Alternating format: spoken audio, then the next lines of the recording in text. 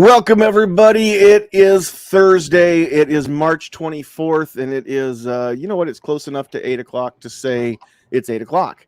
And so at least 8 o'clock Central Time, which is the only time zone that matters. I'm sure Squib will agree when he gets a chance. I know Travis agrees. So this is kind of a big day, and I thought that this episode was going to fall last week on St. Patty's Day, and we could have some sort of big fun throwdown, hoedown, whatever, for episode 100 and the day that everybody's Irish, at least for one day. And so then it turned out that LB 773 got scheduled for general file debate on a Thursday, and I was able to go to Lincoln and be there. Most of you know that. Because I already had the day off from work, from the real job. And so I was down there and hanging out at the Capitol and doing all that. And I knew there was no way I'd get back here in time to do this on that night 2 weeks ago. So then episode 99 got bumped to St. Patty's Day. This is episode 100, y'all, which means that you that have been with us from the beginning through thick and thin, you've hung out with us. Actually, some of you way more than 100 evenings with us, because remember, we went about a year or so under the moniker 2A Tuesday before we switched everything over to the Get Off My Lawn podcast. So those of you that have been around from the beginning on the 2A Tuesday show, I mean, this isn't really episode 100, but it's number 100 since we changed the name. And so that's kind of cool. So we're actually, this is the third season. It took us a while, more than 100 straight weeks, because we had a large hiatus last year, not quite a year ago, May and part of June. And that was when my bride, Sandhills sweetheart, was in the hospital doing the stem cell transplant procedures so that she could kick cancer's butt and throw it down the stairs, take its lunch money, and make it go crying home to mom, which is exactly what she did to that cancer. So that worked out, and we're very, very, very blessed that it worked out the way that it did. So there's another big thing happening. Today is my dad's birthday. So happy birthday to father of me. I know that now that I've put YouTube on his Roku TV, every now and then he turns it on and sees my beautiful smiling face on his TV, and I know he loves that. So we're just going to kind of hang out tonight, and I sent a link out to a lot of people, and we're going to do something a little unprecedented, because I don't usually do this. But if you're out there in the live chat, then I'm going to put the link, and anybody that wants to can join the room. If you've never been to StreamYard or used this program before, it might work. It might be take a little bit of learning curve, but the cool thing is not anybody can just pop on screen at random. They get put into a backstage area, and then I put them on the screen. But you can see the comments out there, the link out there, if you go over to the YouTube side. And I think everybody that's watching right now is on YouTube. Now, apparently this is going to Twitter, and I haven't even checked to see the Twitter feed yet, to even know if this is going out live or if it gets put up later. I don't know how any of this stuff works, guys. So we're just going to kind of find out a little bit here as we go along, and then I'm going to do some other stuff here and hopefully not embarrass myself with noise here. There it goes. All right, so if we do this and then we go there, one of the things I want to do is just kind of go back and take a look at some of the, not actually play content from them, but just go through the headlines of the different shows, the last 99, and just kind of see what's up. So I really want to know how this is working on Twitter. I guess I could probably go to Twitter and open that up on the computer here. I am pushing your episode all over Facebook right now, and I'm going to go ahead and tweet it too. So I'm putting it on all the groups except for the Nebraska 2A. Do you want me to stay off that one? The 2A Nebraska Rally Planning Team? You don't post to that one, do you? I don't post to that. You can post anywhere you want. That's the best part about America, Travis. It's a free country. This is America. Well, I'm just saying I don't want to avoid it because these are pages I sometimes don't post my own videos to because I don't want to break the guidelines. Right. So, get myself put in Facebook jail, then we're both gonna be in Facebook prison. Squid's got to come bail us out. If I look, here we go. I can pin this. So if you go to my Twitter feed, you can actually see we are live right now on Twitter. That's kind of cool. I just don't know that when I put comments in StreamYard, they just don't show up. That's all. So hey, we can do this. We're gonna introduce everybody real quick, guys. This is kind of a goof off episode, just having fun tonight. But at the same time, we've got some guests with us. So as you may notice, the fully semi-official co-host is not with us tonight. He is under the weather. And so, well, I don't know if he's under the weather, if I can even say this, tell his business. He's plugged up is what he is. He's he hurt his knee, and he's got some pretty good pain meds that were prescribed from the doctor. And so he just didn't think that he trusted himself to have his wits about him taking those pain meds to go to sleep tonight. Because he told me he's been laying in bed most of the day with his leg elevated just to keep his knee up above his heart and try to and the pills cut the pain, but apparently they don't take it away. So Defense Dad, we see you out there in the chat, so hopefully you're feeling a lot better, especially if you're on drugs. And if you want to just jump in here and get loopy with us, go ahead anytime. And just remember, what happens on YouTube stays there forever. So keep that in mind. Also coming to us, if he's got a chance to unmute and say hi. I know work was slow a little bit ago when he jumped in, but it always picks up and somebody's bugging him about the time I call on him. So hopefully this has been a big enough lead up that if he can unmute, he can do so. Squibload's out there holding it down at work, making America's automobile parts. Good evening. So yeah, your remarks about time zones and things like that. And do you want to know what happens in an hour? What happens in an hour? I go to nothing bed. Different. Okay. If any time you need to know what's going to happen at least an hour in the future, just give me a call. Let me know. I'll tell you what's going to happen because you guys are so far behind the times over there. Okay, but in fairness, have you been to Nebraska? That's just a fact of life here. Hey, it isn't for everyone. You know, it's funny. Bell bottoms are finally coming into style here for the first time. We got this thing called running water. It is awesome. I don't have to go fetch it out of the well anymore. Yeah. Wait till you get electricity. It is awesome. I hear it's awesome. And then we got the Pony Expresses here now. Cool. So it's cool. I know. I just saw somebody roll down the street in front of my house in one of them Tin Lizzie's horseless carriages here not too long ago. So that was kind of neat to see because we don't get many of them in Nebraska. And there's something called the Nebraska-Kansas Act that just passed a little while ago. I don't know what that was about. Sorry, Gizzard.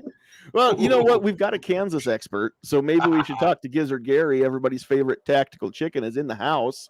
What's up, sir? Hey, not a whole lot. I thought I'd check out this StreamYard stuff. I've been hearing an awful lot of stuff about it, and thought maybe it'd be fun. But yeah, we in Kansas enjoy holding up you Nebraska guys from down below. So we appreciate it. Well, we can't start talking big until we get constitutional carry. So all hail Kansas, right? Come on, man! Everybody around you don't join in, man. All you but guys got Brahms and we don't. 5/6 of our neighbors have done it, and we're trying. We're trying, but and I don't want to spend a lot of time here talking about that. But if you're from Nebraska, we need your help. We really do. And if you've got an internet voice and you can reach people across Nebraska, even if you're not from here, we can still use your help. Just spreading the word and cutting through the BS. There's a lot of misinformation, and I say that with the true meaning of the word misinformation. I think most people are misinformed or ill-informed. They're not intentionally being deceptive. That's disinformation. But there's a lot of people that don't understand some of the amendments that seem to be necessary. Now, I don't like the amendments either, but my understanding is without some of those amendments, the bill goes nowhere and we get nothing out of the deal. And there's people saying, well, if it's all or nothing, then give me nothing. And I don't understand the sentiment. I don't get it. So yeah, sometime we can have a sit down talk about that. But we need some help cutting through all the crap, and then getting people to just do their job as citizens and talk to these senators and see if they can put a little pressure on them. I'd like to say something about that all or nothing, if you don't mind. Go ahead. Okay. Anybody who's been doing this long enough, who's been paying attention, will have noticed that we've been doing this at a state and federal level incrementally. Anybody who just woke up yesterday and jumped on and thinks that nobody who's been doing a thing until they got involved doesn't understand. Mm-hmm. The all or nothing mentality, I get it. It's kind of like that shall not be infringed mentality. The problem with it is that with your all or nothing, you're probably not going to get it all as quick as if you do it incrementally. If you get some things, then you come back in a year or two and you try to get a few things taken off. Look at states where they've done shall issue. They've gone from may issue to shall issue. And then they'll do things like they'll change the length of time your permit is good for, or they'll reduce the fees, or they'll say you can carry more kinds of places, or other things like that. When they come back 5 or 7 years later on this, and they're able to change it a little bit more, that's a step closer to constitutional carry. So if you guys are able to get a form of constitutional carry, or what were we calling it on Right of the People? We had a name for it. It wasn't constitutional carry. I'm drawing a blank. Was it permitless? Yeah, permitless. Thank you. Mm-hmm. Permitless carry. Permitless carry is not the ideal situation. It's not what a lot of people may want, but permitless carry gets you one step closer to constitutional carry, closer than you are right now. And if you're not willing to be in this fight for a lifetime, if you're not looking at it from the standpoint of we get this stuff back incrementally, we shouldn't have to fight to get it back at all. Mm-hmm. Because it's constitutionally protected. But since this is the way we've been doing things, this is the way it's going to work, then you have to get it back incrementally. It's a long game. Patience will get you a lot further than doing some of the other things that some people do or suggest that we do. So yeah, all or nothing hurts everybody in the long run. And I think that the people that want it, their heart's in the right place, but mm-hmm. maybe they lack the experience to see how these things have been won in the past. Yeah, and you know what? Since we've already opened the can of worms, we're just going to go there a little bit tonight and not spend the whole night on this. But this doesn't only apply to Nebraska. This is the situation here. But, I mean, there's 23 now? 24? Indiana's 24, right? 24, yep. So yeah, 24 states now have gone constitutional carry or a form of it, permitless or constitutional. The difference being constitutional means you can carry anything, anytime, and permitless means that you can carry your handgun without a permit, but it may not apply to knives or it may not apply to long guns or whatever. So anybody that's not clear on the details, that's my understanding of the difference between them. It is constitutional carry in Nebraska that we're talking about. We don't make a big deal of it at NFOA just because the senators that are trying to block this thing have enough arrows in their quiver now. We don't want to give them any more, but it would take the restriction away from knife blades longer than 3.5 inches. So if you've got your K-bar on your belt and forbid you step into some coveralls, and every year if you got a hunting knife longer than 3.5 inches on your belt, and you put your bibs on to go sit in the tree stand, you're breaking a law in Nebraska. You can't conceal a blade longer than 3.5 inches here now. So it would lift that too, but we don't make it a big deal because, again, it's just going to cause more food for the filibuster is what it's going to do. So before we get into it, I do want to say DJ Play Nice is out there, and he is Nebraskan. Every chance he gets, he's talking about this in the live chats. He's on with G-Webs a lot. He's on a lot of other shows too, commenting, either putting his voice to the speakers or at least putting the comments out there, and we appreciate all of his efforts. So yeah, anybody that wants to help us out, please do so. And before I keep going here, I want to say hi to Warsaw Patriot because he's joined us. And how are you doing? Doing all right. Good. Glad to have you along. I don't think you've ever actually been in here with us on screen, have you? First time. Cool. Long time listener, first time caller. Thanks, Mr. Obvious. Anybody gets that one, drop a comment out there in the chat, because I want to know that I'm not the only one that knows what that's from. You folks over in Indiana, hopefully you'll get it. So anyway, what's happening is there's an amendment in Nebraska that, okay, let's back up. Constitutional carry removes some of the tools that Omaha police use to bust people that they can't pin drugs on them or gang activity on them, but they know they're drug dealers, they know they're gangbangers, but it's not what you know, it's what you can prove, right? And so they have other ways of taking people off the street. Like right now they can walk up and say, hey, it looks like you have a firearm concealed under your shirt. Is that what it is? And if it is, do you have a permit to conceal? And is this registered in the city of Omaha? Because they have a registration.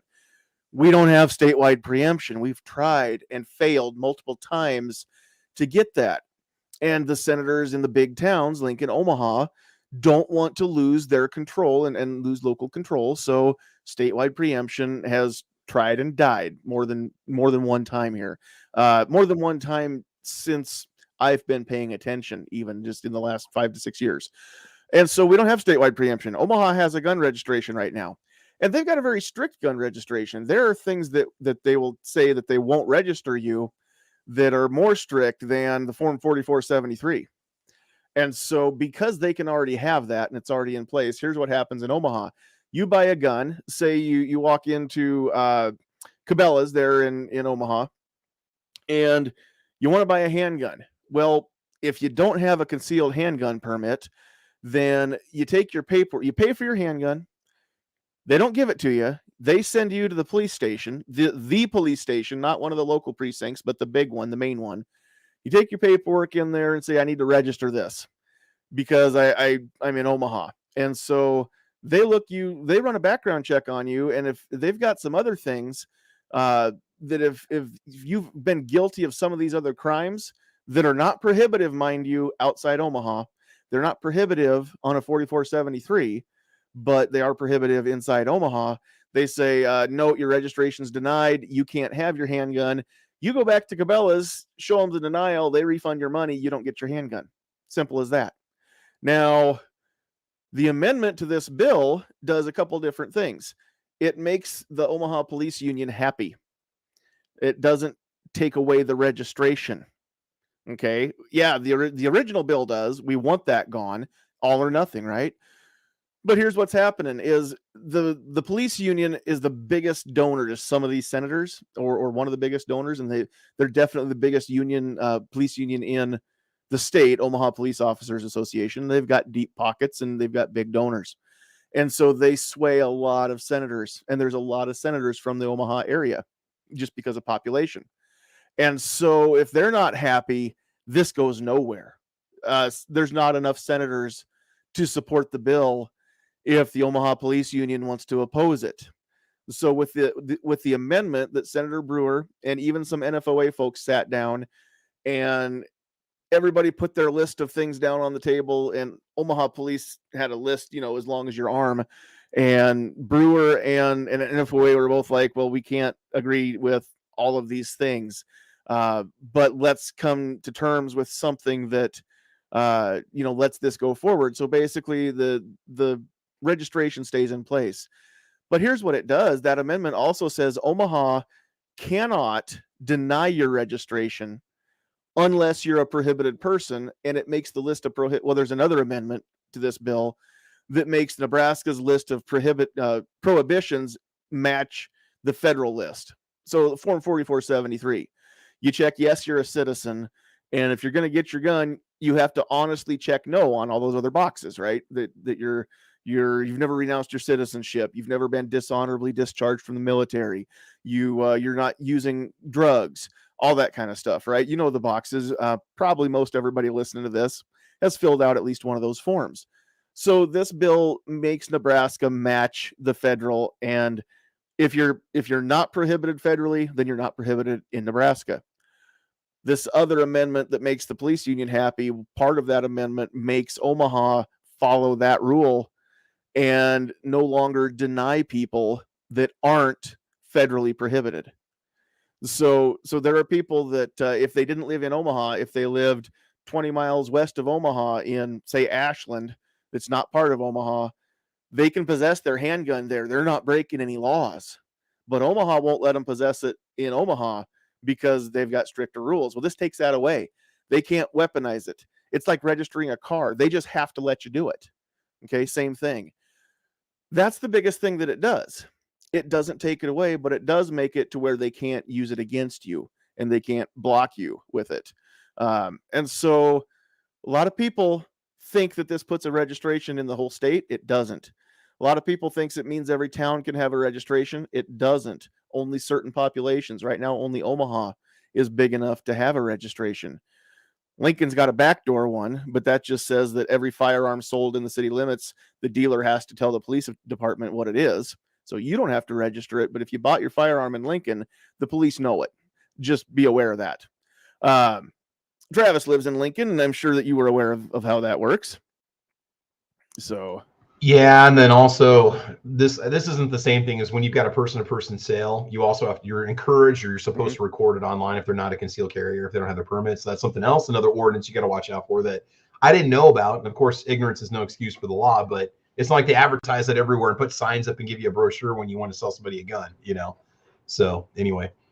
Look at that. We've got our fully semi-official co-host in the house. Gimpy the Wonder Chicken is here. What?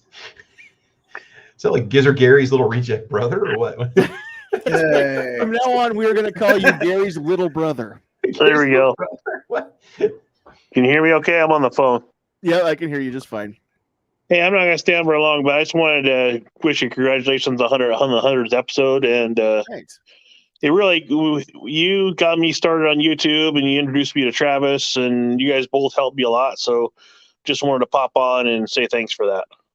Well, you betcha. Thanks for being my fully semi-official co-host. I appreciate you. I appreciate all your help. I appreciate your viewpoints that aren't always the same as mine. And I appreciate that. I need that in here so that we don't always just turn into an echo chamber, because I think that turns people off when you listen to it up after a certain amount of it. So yeah. I appreciate you being sometimes the voice of, not the voice of reason, just the voice of an alternate viewpoint. I'll say it that way. And Squib's good for that too. Squib sometimes has an alternate viewpoint, and that's all right. So that's why you keep getting invited back sometimes, Squib. Well, not all the time. I'm cutting down sometimes on the number of people on the panel. But tonight we're just going to say, throw caution to the wind, and anybody that wants that link can go over to YouTube and do that. Hey, we need to do this. I didn't pop that chat out yet. And let's see if we do it this way and we do it this way. Never mind, guys. It's live TV. I should have been prepared, but I wasn't. That's the best part of all this stuff, right? So we put this on the side, and then I can pin comments and eventually remember how to do a poll too. So pin message there. Now it's at the top of the YouTube feed. So if you're watching on Twitter, then you cannot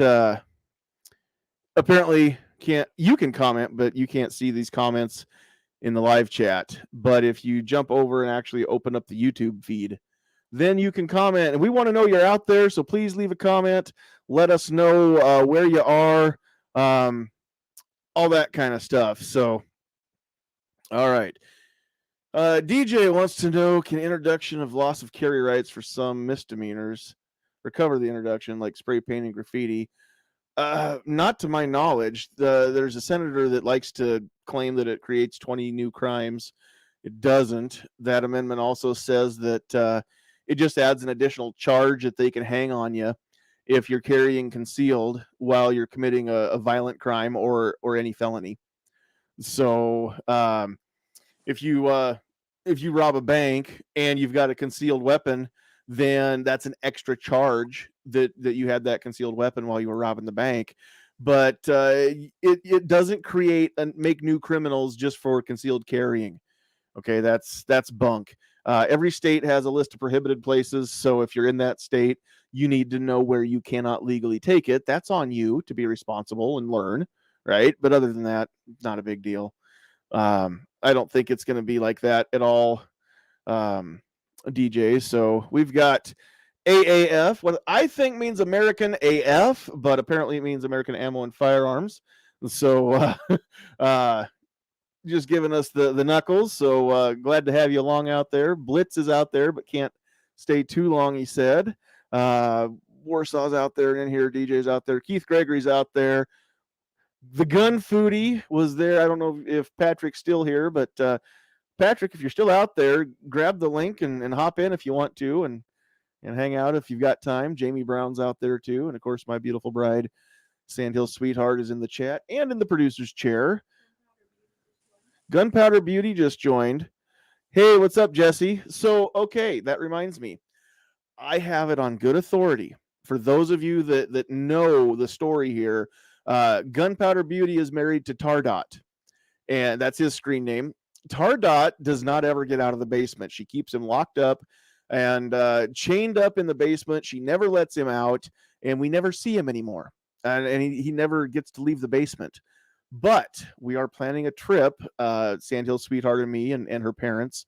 We're planning a trip down to Missouri next month in April.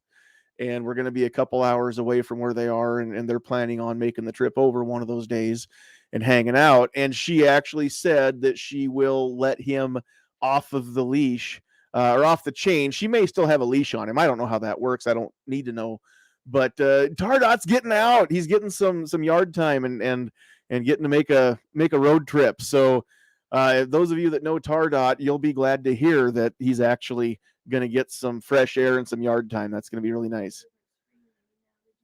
No, where's that at? He knows now. He goes by Missouri Texan Beardsman.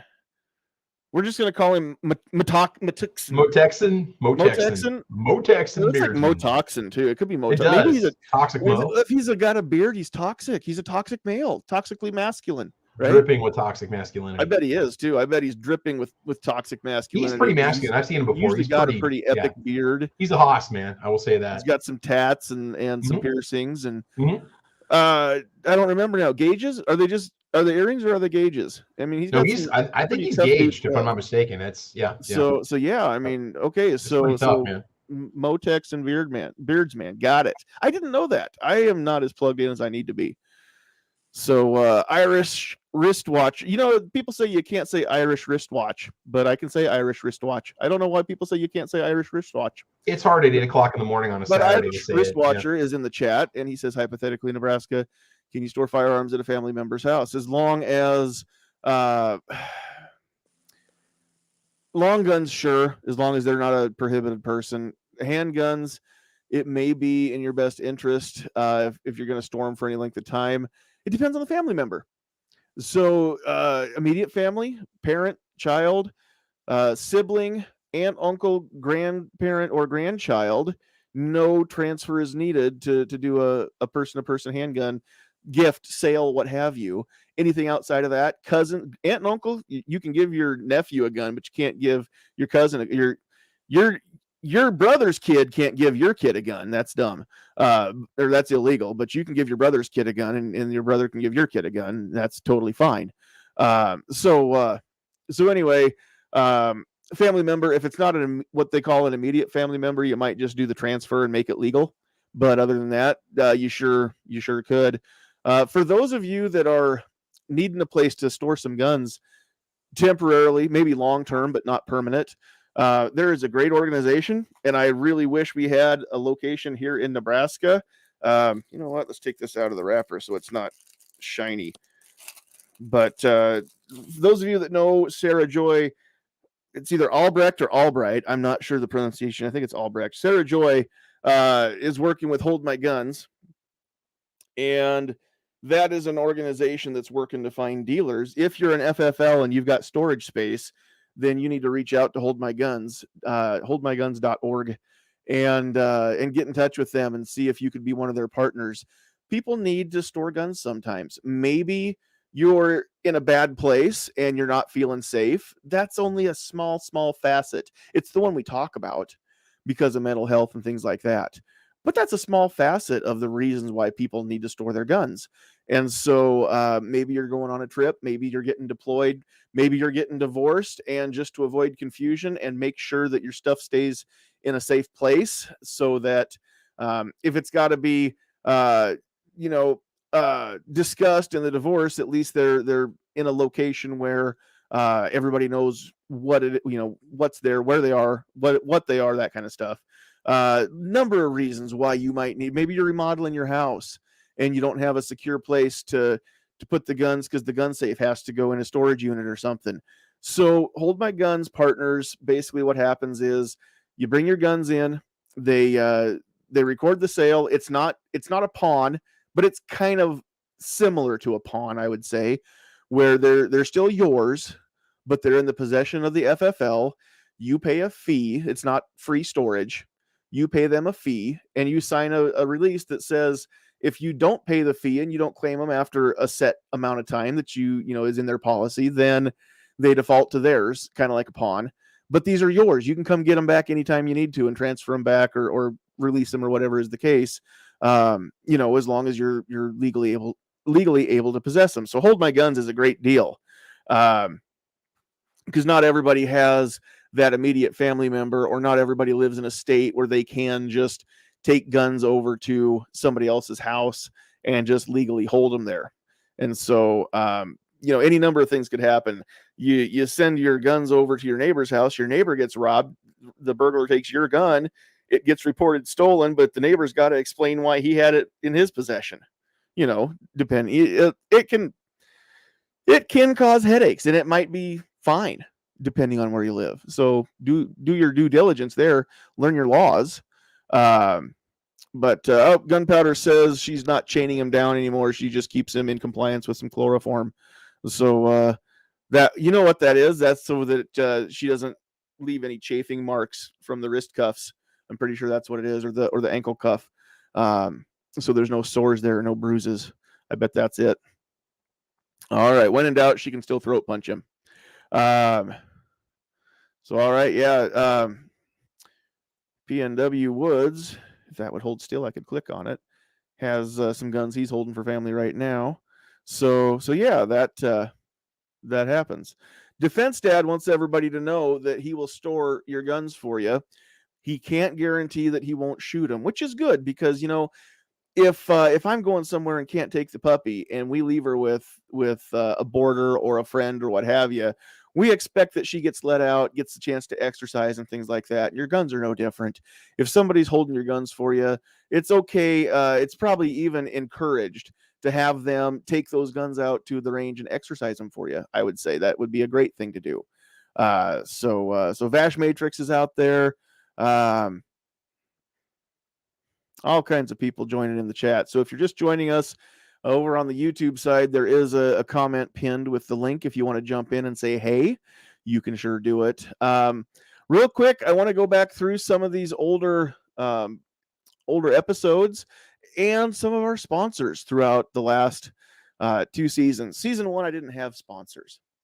And season 2, we were able to do that. And that's when we were able to get more than 6 people on the screen and do some more stuff, put these fun little logos up in the corner. And so the first thing I want to announce is a new sponsor for the show. And I decided I'd go ahead and announce it on episode 100, even though the logo isn't what it's going to be. That's just a logo that I made up real quick on my phone so that I could start a Facebook page and some other stuff, which, again, I'm locked out of Facebook for right now on all my pages, not just the one where I shoot my mouth.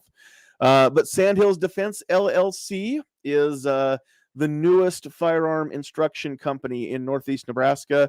It is owned and operated by yours truly. I am, as most of you know, certified now as a firearms instructor through USCCA, certified through Nebraska State Patrol as a concealed handgun permit course instructor as well. So we will be scheduling some of those classes up here. No indoor range, so weather becomes a factor. I don't expect anybody to sign up for a class where the shooting portion of that's going to be outside in a wind chill of 20 below. It's not going to happen. And guess what? The instructor doesn't want to be out there in that any more than you do. So CHP classes are coming, but with the other companies DJing, everything else, it's going to be June before we get a weekend where we're free enough to do it. So stay tuned, and you can actually go to sandhillsdefense.com. Check out the website. There are some links to sign up for classes. It takes you over to my landing page for USCCA instructor stuff. You can see the classes that I've got up right now that I offer. Nothing scheduled for now. I did do 2 classes, mini classes this last week where they're not full length, everything you need to know, but one was an introduction to situational awareness. One was just an introduction to defensive firearms and just kind of the high points of how the different actions work, how you clear it and check that it's an unloaded firearm. Of course, it starts off with the 4 rules of gun safety, all kinds of good stuff there. Single action versus double action versus striker fire. And our shotgun's good for home defense. Our AR is good for home defense, of course. And here's why. So all that good stuff's in the class. It's a great thing. Got to teach it last night. Had a lot of fun doing it. And did it with some folks that I know. So had a lot of fun teaching some friends too. So if you're out there anywhere close to Norfolk, tell you what, you don't have to be that close. If there's a class that I offer that you've got enough people, say 10 people, that you can put together, and you've got a place to sit everybody down and we can plug into a TV, then we'll teach it right there wherever you need us to come to, a house or a shop or whatever. If the class involves some live fire, then as long as you've got a place to shoot, it doesn't have to be one of the ranges. It doesn't have to be the range I go to. It doesn't have to be an official range. It can be, if you've got property and you've got a good dirt berm, we can set some target stands up and put the berm behind them, and we can do it that way too. So we're kind of flexible this way. I like not having my own specific brick and mortar building to do this in, because I'm not tied to it now. And my house isn't big enough to do it here, so we don't do that. But other than that, it's have class, will travel. That's kind of how we're attacking that. So you can check us out at sandhillsdefense.com. Notice the Sandhills name stays in the stuff that I do because people know me by it. And we do have a phone number that you can use for that as well. I should probably set the voicemail up for that. That reminds me. I haven't done it yet. So you won't hear my voice on the voicemail if you do call it and leave a message, but you can sure do it or text it. 402-851-0726 is that number. Excuse me. So yeah. Mike's out there in the chat. Mike. Guess what day it was yesterday, Mike? He's never heard that before. All right. But some of our other sponsors that we've had over the last season, a lot of you know Garrett with Open Country Firearms, and he's done a lot of sponsoring for us, and he's back on for this season. And then also on for this season is John Petrolino, author of Decoding Firearms. So that's one of the great sponsors too. And then in the past, we've also had Riding Shotgun with Charlie, who has not re-upped as a sponsor, but we keep his. I'm trying to keep all these sponsors in view tonight. So I don't have anything that says Sandhills Defense yet. So we put that one up in the corner as the official sponsor tonight. But at the same time, I've got the Open Country hat, and I've got Decoding Firearms right here on my desk. Riding Shotgun with Charlie stickers, been up there since long before he was a sponsor, because I rode shotgun with Charlie one time, but he rides shotgun with me every stinking week, y'all. So I don't know who else gets to claim that. Charlie's a great guy. And if you don't know his show, you need to go check it out. And then, not a sponsor, but we are also part of the Self-Defense Radio Network, and very proud to be part of that too. So you can go check out sdrn.us. That is Sierra Delta Romeo November .uniform Sierra. And check out all the great shows. Riding Shotgun with Charlie's over there, and Ghost has his over there now, and Gun Freedom Radio, and a lot of great shows are over there on that site. So go check that out as well. Great people, great shows. And then, of course, we want those comments. So don't forget to like, don't forget to share, and make sure that you're helping everybody find it. So at this point, let's do this. I want past live streams. Let's just scroll down. Get down to the first ones. Here we go. And you know what? We're just going to go throw this over onto the screen. I think if I do this and then I share the screen, let me do that and a tab. That should be it right there. All right, let me see if this is looking right. All right, you can see us all over off to the, here, let's get this off the screen. There we go. Now all the people on the chat are on the left side and my screen's on the right. Hey, that's kind of cool. So now I've just got to go back over here. So I'm not going to be able to see the comments. Anybody that wants to speak up, just go ahead and do so because I can't see you waving your hand at me. We had a lot of stuff that happened back with the old 2A Tuesday, but we're not going to get into any of those. But starting 2 years ago, I thought maybe it'd put the dates up. It doesn't. Starting back 2 years ago, we started off with episode 1 of the Get Off My Lawn podcast. We talked about some hate speech and stuff. We've gone over toxic masculinity. We had Top Shot Dustin Ellerman with us. If you click on the individual episodes, it should show you your publication date. If I do that, and it's muted. Yeah, underneath the title. October 1st, 2019. There we go. So a little over 2 years ago, 2.5 years ago now. All right, we go back. Let's do that again. I think I've gotten a little more gray in the last 2.5 years, to be honest. Look at how the stickers have grown over the years. We go from all those and the patches. I've kind of rearranged a little bit. It's kind of fun to look back and just kind of see how even the studio has changed a little bit over the years. There's me with my cool Top Gun shades. So all my lives are going to show up in here. Episode 4 was kind of got goofed up, and it's actually not in the live stream. It's over. I had to basically redo it and repost it. That was one that we had a lot of technical issues. So that's doesn't show up here, but it is if we were to go over to the non-live stuff, I guess, whatever you want to call it, posted stuff. Some grumpy old man chat. Going back through these, Travis, you've been here for most of them.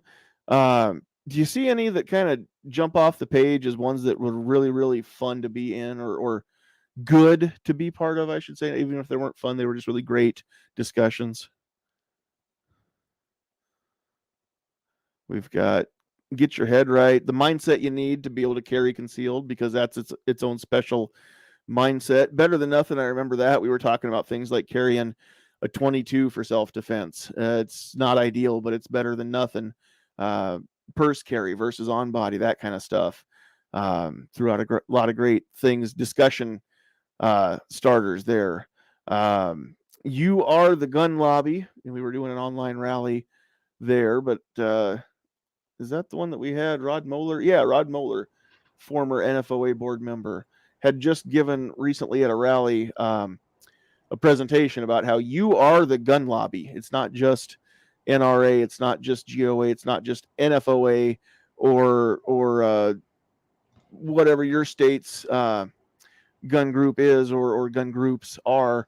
It's not just them, it's you as a citizen, as a gun owner. You can call your lawmakers and lobby just as much as they do. What else do we have? Another grumpy old man. Stopping the threat versus, not killing somebody, I think is what that one was. Movie and TV show guns. Don't Virginia My State. Loved that one. This one was, I don't remember what we talked about, but we got a lot of cool faces. Got to meet a few people. Cheryl and it's like Charlie. Mike Sodini from Walk the Talk America. Rob Pincus was on there. Nebraska's under attack. We had some red flag laws and stuff happening. We had a lot of fun stuff go over the years, and some of them we've kind of come back and revisited. Some of these maybe we should. We talked about socialism versus capitalism and how those the socialist ideas, there's a reason why they never work. And it's not just because it's never been done right. It's because they're flawed.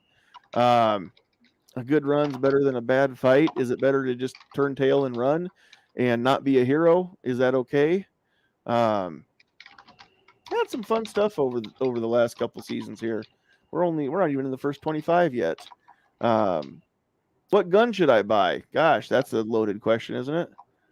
Rights and responsibilities. Oh, look at that guy popping up under my thumbnail here, wearing his SS Pawn shirt. We've had some fun stuff. Party Foul, that was a fun night. We didn't really talk guns much, but we just got to know Party Foul Steve and his bride Tony.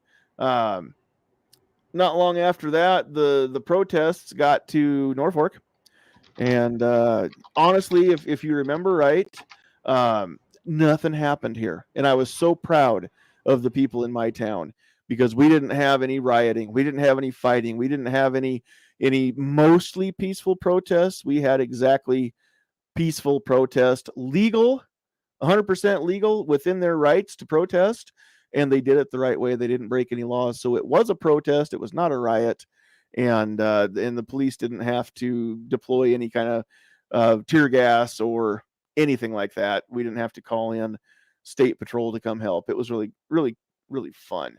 John, I want to comment on your topics real quick. Do it. Just what I want to say is something you've always said from the beginning, and you always say that you try to get topics out there that you don't really see a lot of the other podcasts discussing, and that's one thing I do like about your show is that you've got a good variety of topics. And again, I subscribe. What I basically watch on YouTube are like car videos, truck videos, gun videos, and podcasts. That's all I ever watch.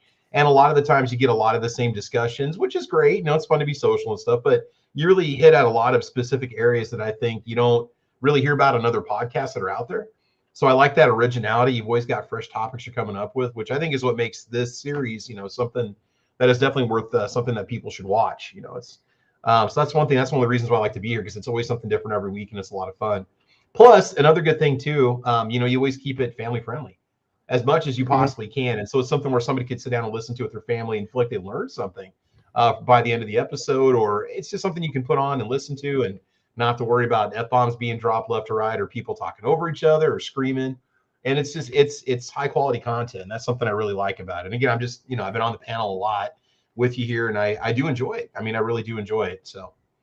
Well, and I enjoy when you and everybody else really jumps in, and we actually make this a discussion. I know I tend to monologue quite a bit at the beginning, and even sometimes throughout the show too, but I figure, well, what the heck, it's my show. I can take it over if I want to. But I try not to do it too much, because I want this to be a back and forth. I don't want this to be, well, John said a whole bunch of stuff, and then we all nodded our heads and we didn't have much to say. And nobody in the chat really had much to say. So then we all just kind of figured, well, it's already been said. There's not much left to say. So good night. I mean, it's boring. I don't like that as much, personally. And so, we've had some evenings where we just sat down and talked to people. Like we had Yehuda as a special guest, Pew Pew Jew, Yehuda Reamer.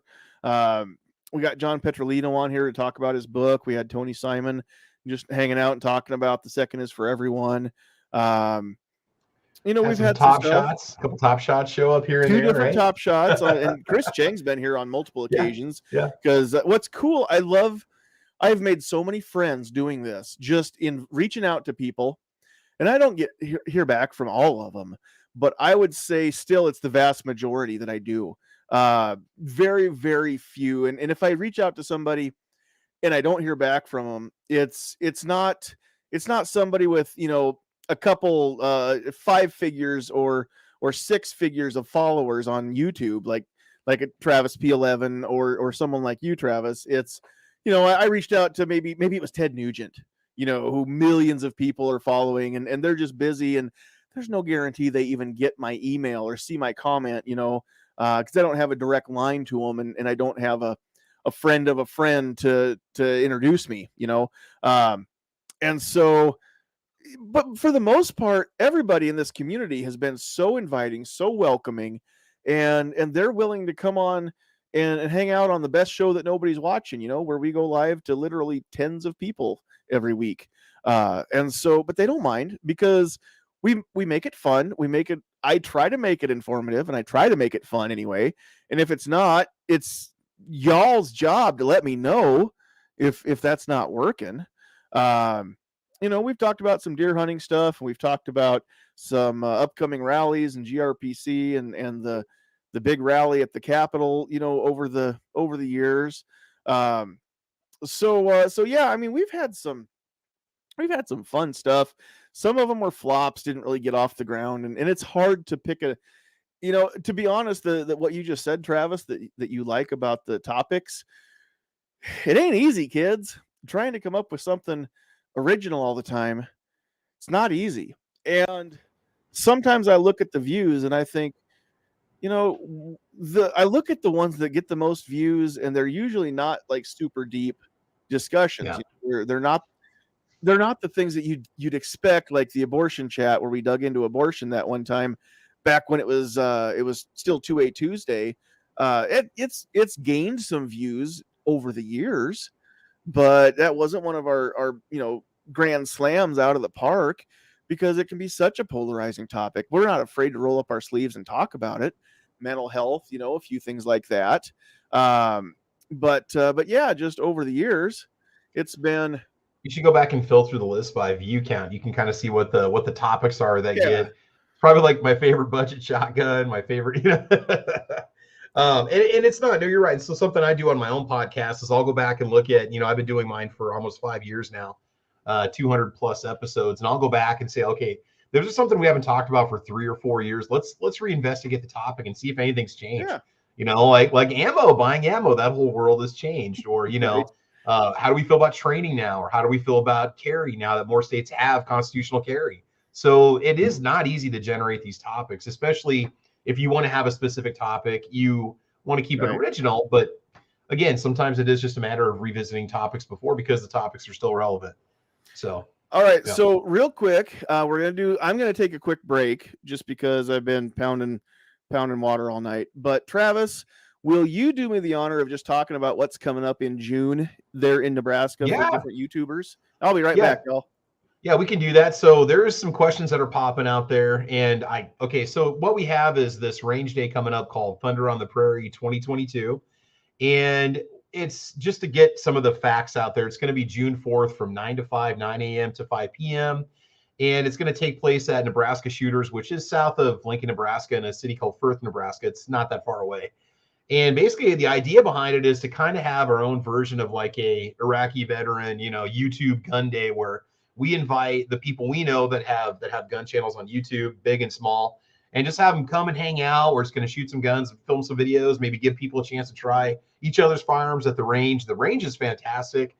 We have steel targets. We've got, regular backboards, rifle targets, and so on. And so anyway, it's a chance for people to kind of get together and have a good time. So with that being said, if you're not a gun tuber, if you don't have a YouTube channel, but maybe you're kind of interested in what it involves, like what it means to, or what it takes to get a gun channel going, you can definitely come to this. You would learn a lot, because we all have different styles and stuff of how we do our videos.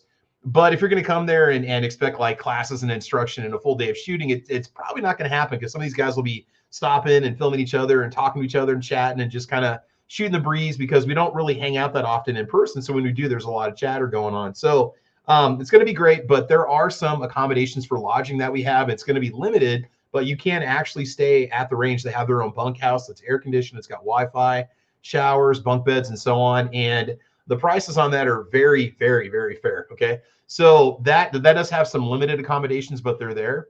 I've got room for a couple people. A few people can crash with me if they want to.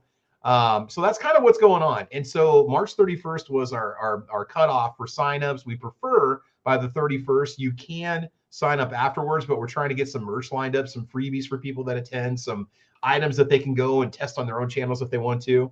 And Defense Dad's really putting in the extra time getting that lined up. I've been talking to some of the bigger companies trying to get, hold of people too, and I'm making some progress. But if you don't get in by the 31st, we can't guarantee you're going to get a swag bag, so to speak, of great stuff. The cost is going to be $25 for the day, and that's it. I'm actually going to provide some ammunition, some 9mm and some 5.56 just to help offset people's costs, just because driving up can be expensive for people, and just going on the road and dragging all your stuff out and taking off of work and so on. It's the least I can do. Plus, we're going to get some more stuff put together. But that is essentially what's going to happen. Gary, you're signed up for it, aren't you? Yes, sir. And again, Squib may or may not be there. I don't know. There's a possibility. We're not sure. We'll see if he's going to be there. So We had this discussion about it too. So who knows, man? It's my But intention. Mhm. You're not doing this. You got to be in the in club kind of thing to show up. Yeah. You got to have so many subs or You got to have something else like have that. 10,000 hours of views in order Yeah. to hang out with us bottom feed YouTubers, bottom feeder YouTubers. So, I mean, to be bluntly honest, there's enough of this crap in the culture where people get excluded, and it could just be people, trying to protect their brands, but it could also be, trying to keep groupies and things like that out. None of us are big enough to have groupies. So if you're a smaller channel and you want to go to this, maybe you've never gone to an event, you haven't gone to a trade show, you haven't gone to a big rally, you haven't gone to don't be afraid to register and show up. Seriously. So it should be a good time. So so you'd email me at thecalibercorner@gmail.com or defensedad1@gmail.com, and we'll get back to you with the password that you need to register. But again, we haven't turned anybody down that's asked to come to. We're just saying go, but understand that it's going to be a day where there's going to be filming. You might show up on camera, not like that. Well, you're going to be in camera. I mean, we're not going to move our angles. So just got to keep that in mind that there's going to be kind of a video production day for people. We have no agenda plan necessarily. Like, we don't have to do certain things, but stuff just kind of happens organically. It's going to be a fluid day where people are like, hey, let's go film this. I want to take you on. I want to take you on the dueling tree, or let me try this gun. Let me give a review of it. Let me try your gun. Right.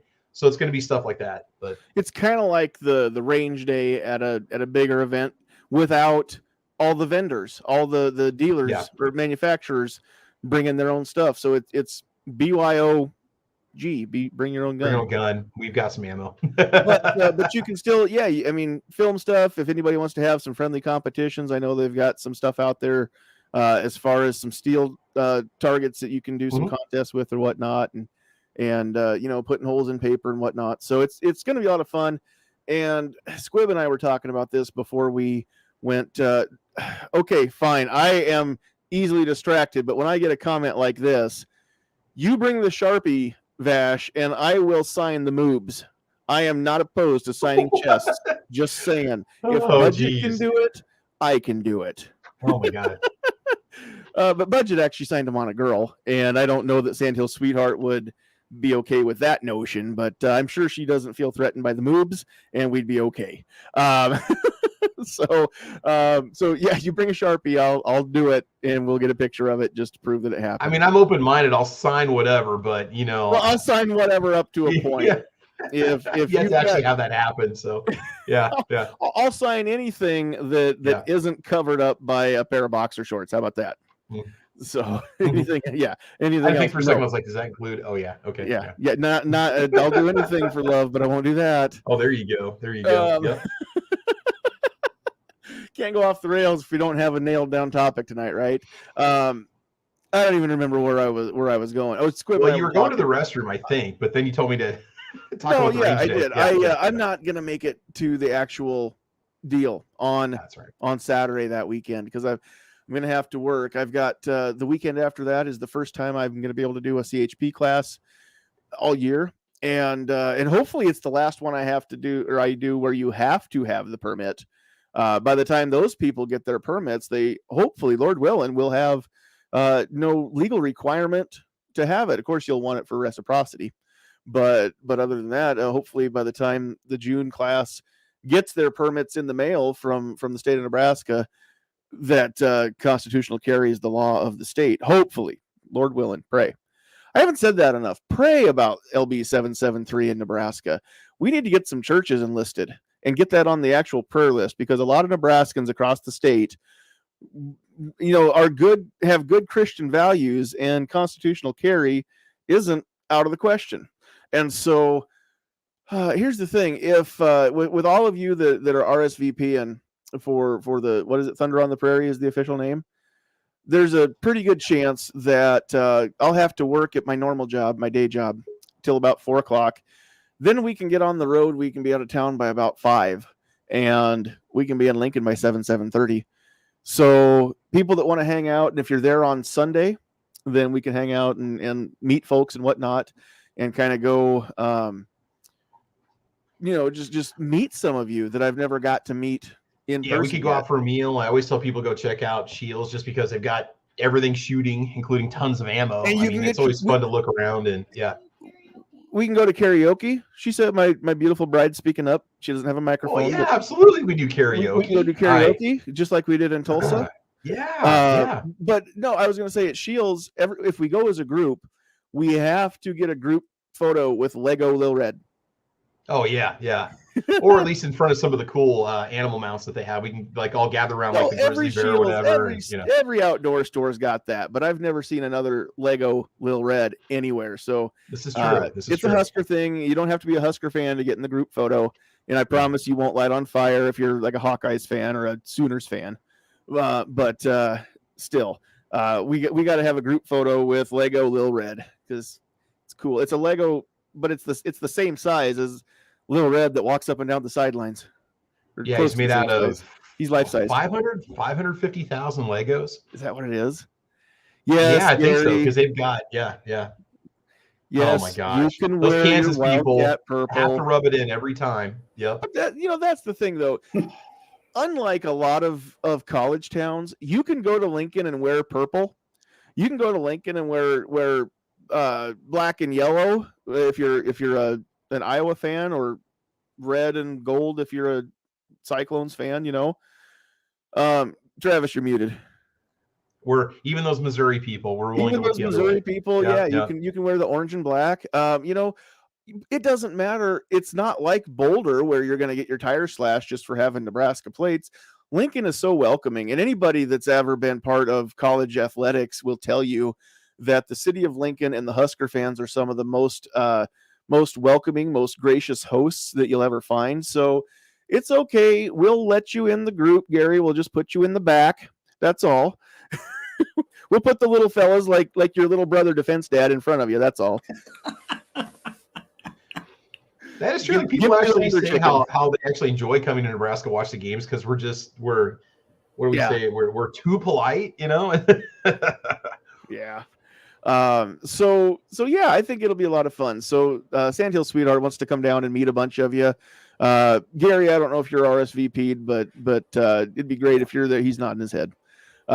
So I know she's wanted to meet you since I said how cool you were when we were in Tulsa, which is weird because I told her you were an a-hole, but she didn't believe me. So. So yeah.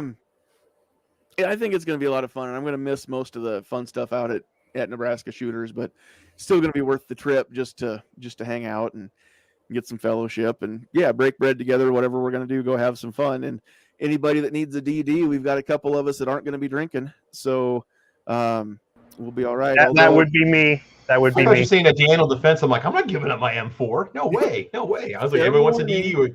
Travis is going to give one away. Nebraska, 50-50 rule applies. So even if your carry permit's recognized here, you have to disarm to go in a bar that makes more than half of its money from alcohol. Just so you know, it does apply. But still, there's going to be enough of us that I wouldn't mess with our group, even bare knuckle. So. Oh man, I don't know. I kind of look forward to getting into a real Nebraska bar fight.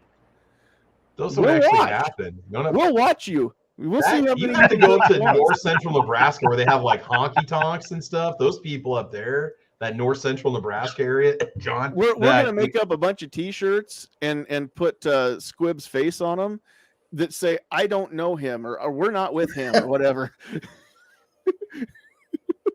I'm not with stupid. I don't know. STOPID, stupid, and with stupid, right? Yep. You have to spell it with 2 O's. Yes. 2 O's. Yeah. That's a Squib channel thing, by the way. He's not a youper. Come on. No, it's going to be a lot of fun. So those of you that can make it, go do it. Tell me how much I missed out on because I had freaking work.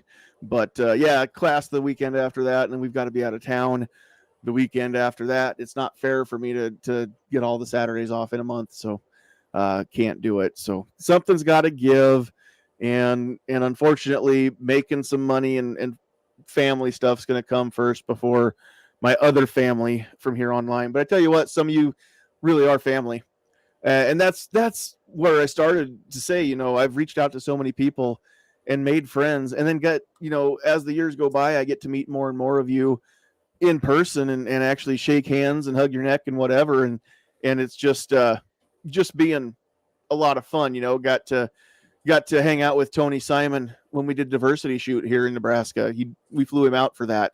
And I tried to hug his neck. My arms aren't long enough, but because he's really tall and he's got a huge neck. But Tony's a good guy, and he's tell you what, I thought I was a world-class hugger, but he's just as good, or he's not better, but he's just as good at hugging as I am.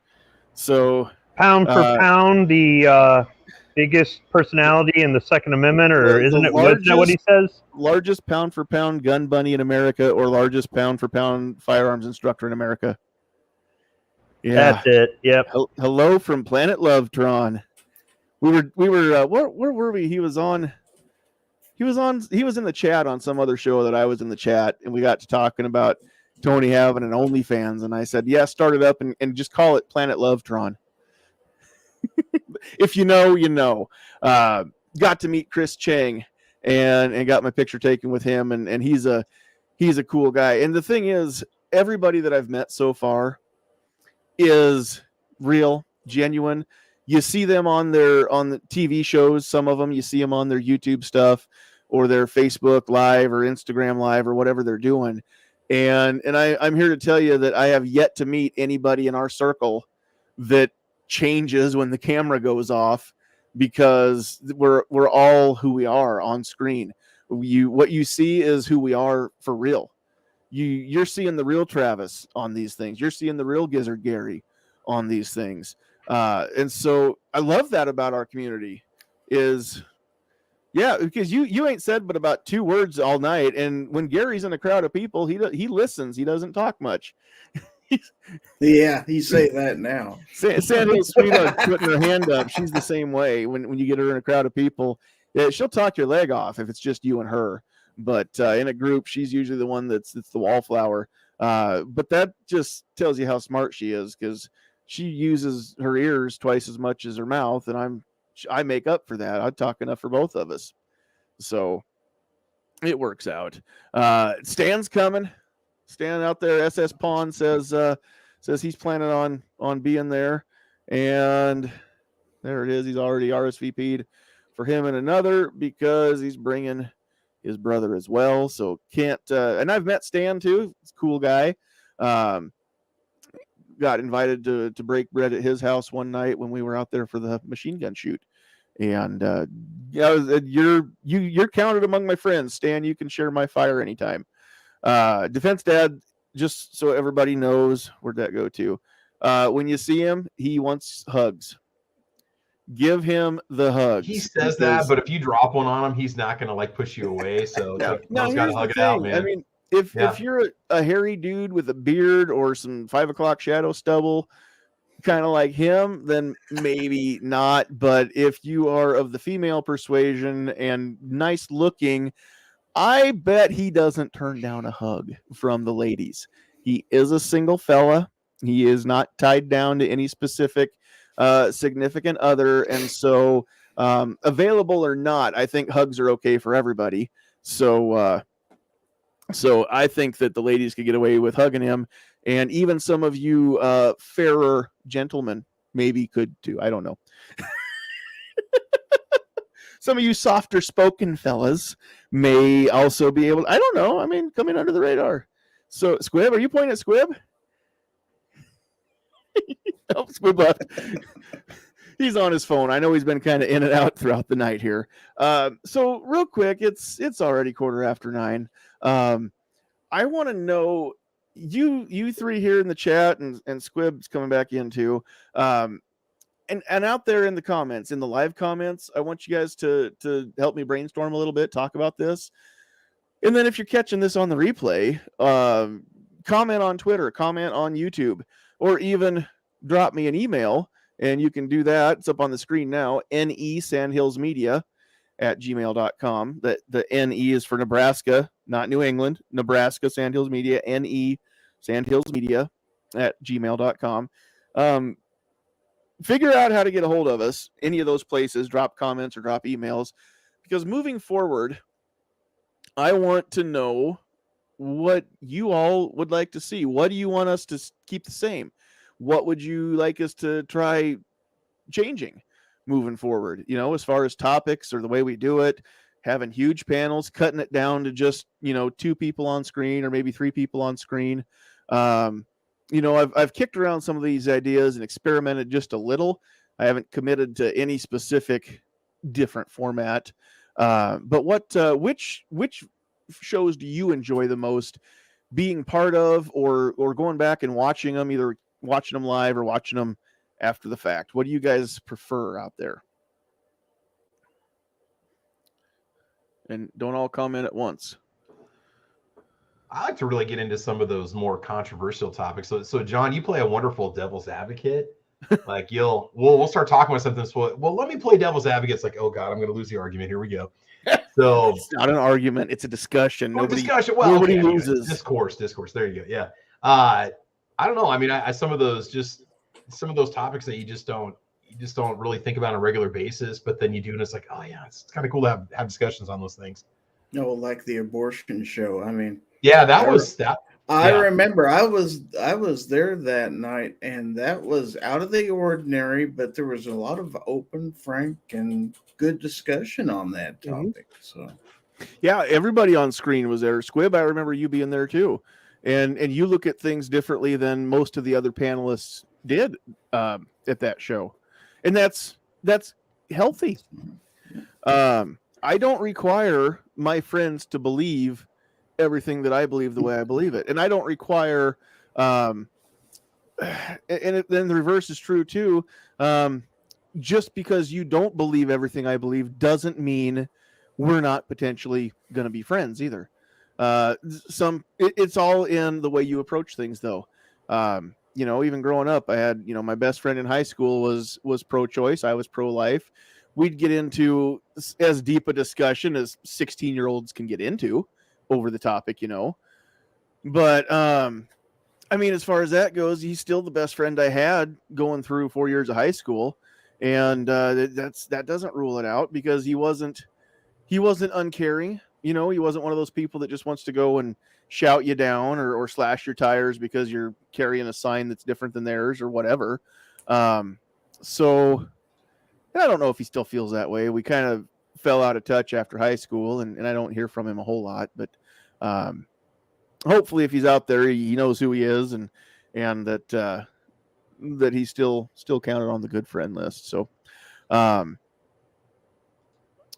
let's see. The Larry Zanoff show was awesome. That was so much fun to be in on that and ask questions. The Hollywood Gun company. That was cool. Which was like, what, was that one day after the Alec Baldwin thing happened? But it was a week before. It was the day before, wasn't it? Or the day after? That happened just like the week after. Sometime I thought, oh my God, I hope that's not Larry's company, you know? Yeah. Because we would have probably addressed that in some fashion. Yeah. But the thing is, I didn't want to, even if I'd have known about that, I wouldn't have wanted to put Larry on the spot, because it wasn't his company that was in charge of the firearms on that set. I guarantee if it was, whether Larry was there or not, nobody in ISS is going to cut any corners when it comes to safety. And so had they been the ones hired, I'm 100% positive that there'd have been no casualties on that set, just because of the way that they are professionals. But I'm sure they cost a lot more to hire them too. And it sounds like one of the biggest contributing factors to that Alec Baldwin deal was they were just trying to save as much money as they can and cut corners and hire some of the cheaper vendors there for that. And so it all added up to the perfect storm, and somebody didn't go home that night, and it's tragic, and could have 100% been avoided. We all know that, but I don't think there's any one person who, you know, takes all the blame. I think there's plenty of blame to go around that whole movie set. It's not just Alec Baldwin's fault. It's a lot of people's fault, including Alec Baldwin. But you know, it's funny. Last night when I taught my, I didn't call it Intro to Defensive Firearms, but that's, for all intents and purposes, that's what the class was. And we got all done with the class, and it was a husband and wife that I was teaching there, and the missus says, okay, so that shooting that happened on the movie set where the guy shot towards the camera and hit the whatever she was, DP or assistant director, what, I don't remember what she was for sure, but the Alec Baldwin thing, she couldn't think of his name, it was the Alec Baldwin thing. Knowing what she learned in that class about how you check a firearm, and of course etiquette is if you hand it to somebody, you hand it with the action open, right? But if that's not the case, if somebody hands you a firearm with the action closed, then of course you're going to check it, you're going to clear it before you inspect it or whatever. And so that was one of the first things that we covered in the class, and it stuck with her through the rest of the time there. And she said, so with what I've just learned, that shooting should have never happened. Yeah, exactly. So it was kind of cool just seeing the fruits of my labor. I know now, not that I doubted it, but it was the first time I'd ever actually taught that class besides just reading through it to myself on a PowerPoint. And knowing now that I relayed it in such a way that connection was drawn, the light bulb came on, and she knows more now apparently than one of Hollywood's maybe not top actors, but tier 1 actors. He's been the big thing before in his time, and trying to stay relevant, and gosh, he got relevant, but not for a good reason. But anyway, she knows more than he does apparently about firearm safety now, and I got to be a part of that. I'm not saying that because I'm saying I'm great. Those of you that know me already know that I'm great. What I'm saying is though is that it just warms my heart, and I'm very proud of the fact that if I quit tomorrow, I've already made one person, 2 people safer than they were before we started. So that just makes me feel good about the choice that I made to go ahead and start the business, which is Sandhills Defense. Don't forget, guys, sandhillsdefense.com, Sandhills Defense LLC. So go check out the website. And if you can come to me or you're close enough, I can go to you within reason, of course. We'll travel. It's got to be, it's a business. It's for profit. I'm in business to do business. If I'm not going to make any money, it ain't going to happen, kids. There's a select list, a very short list of people that I'm willing to do it without making any money. And if you have to ask, it probably ain't you. So those people would know who they are. But honestly, all kidding aside, I'm very excited to announce that this is happening. Very excited that we've got the foot in I've got my foot in the door, so to speak, of starting to teach classes, and it's going to be addictive. It's going to be another drug for me, just like when I'm playing music at a dance and I start the next song and everybody goes bananas because it's such a great song. And for those of you that don't know, that's like a narcotic to me.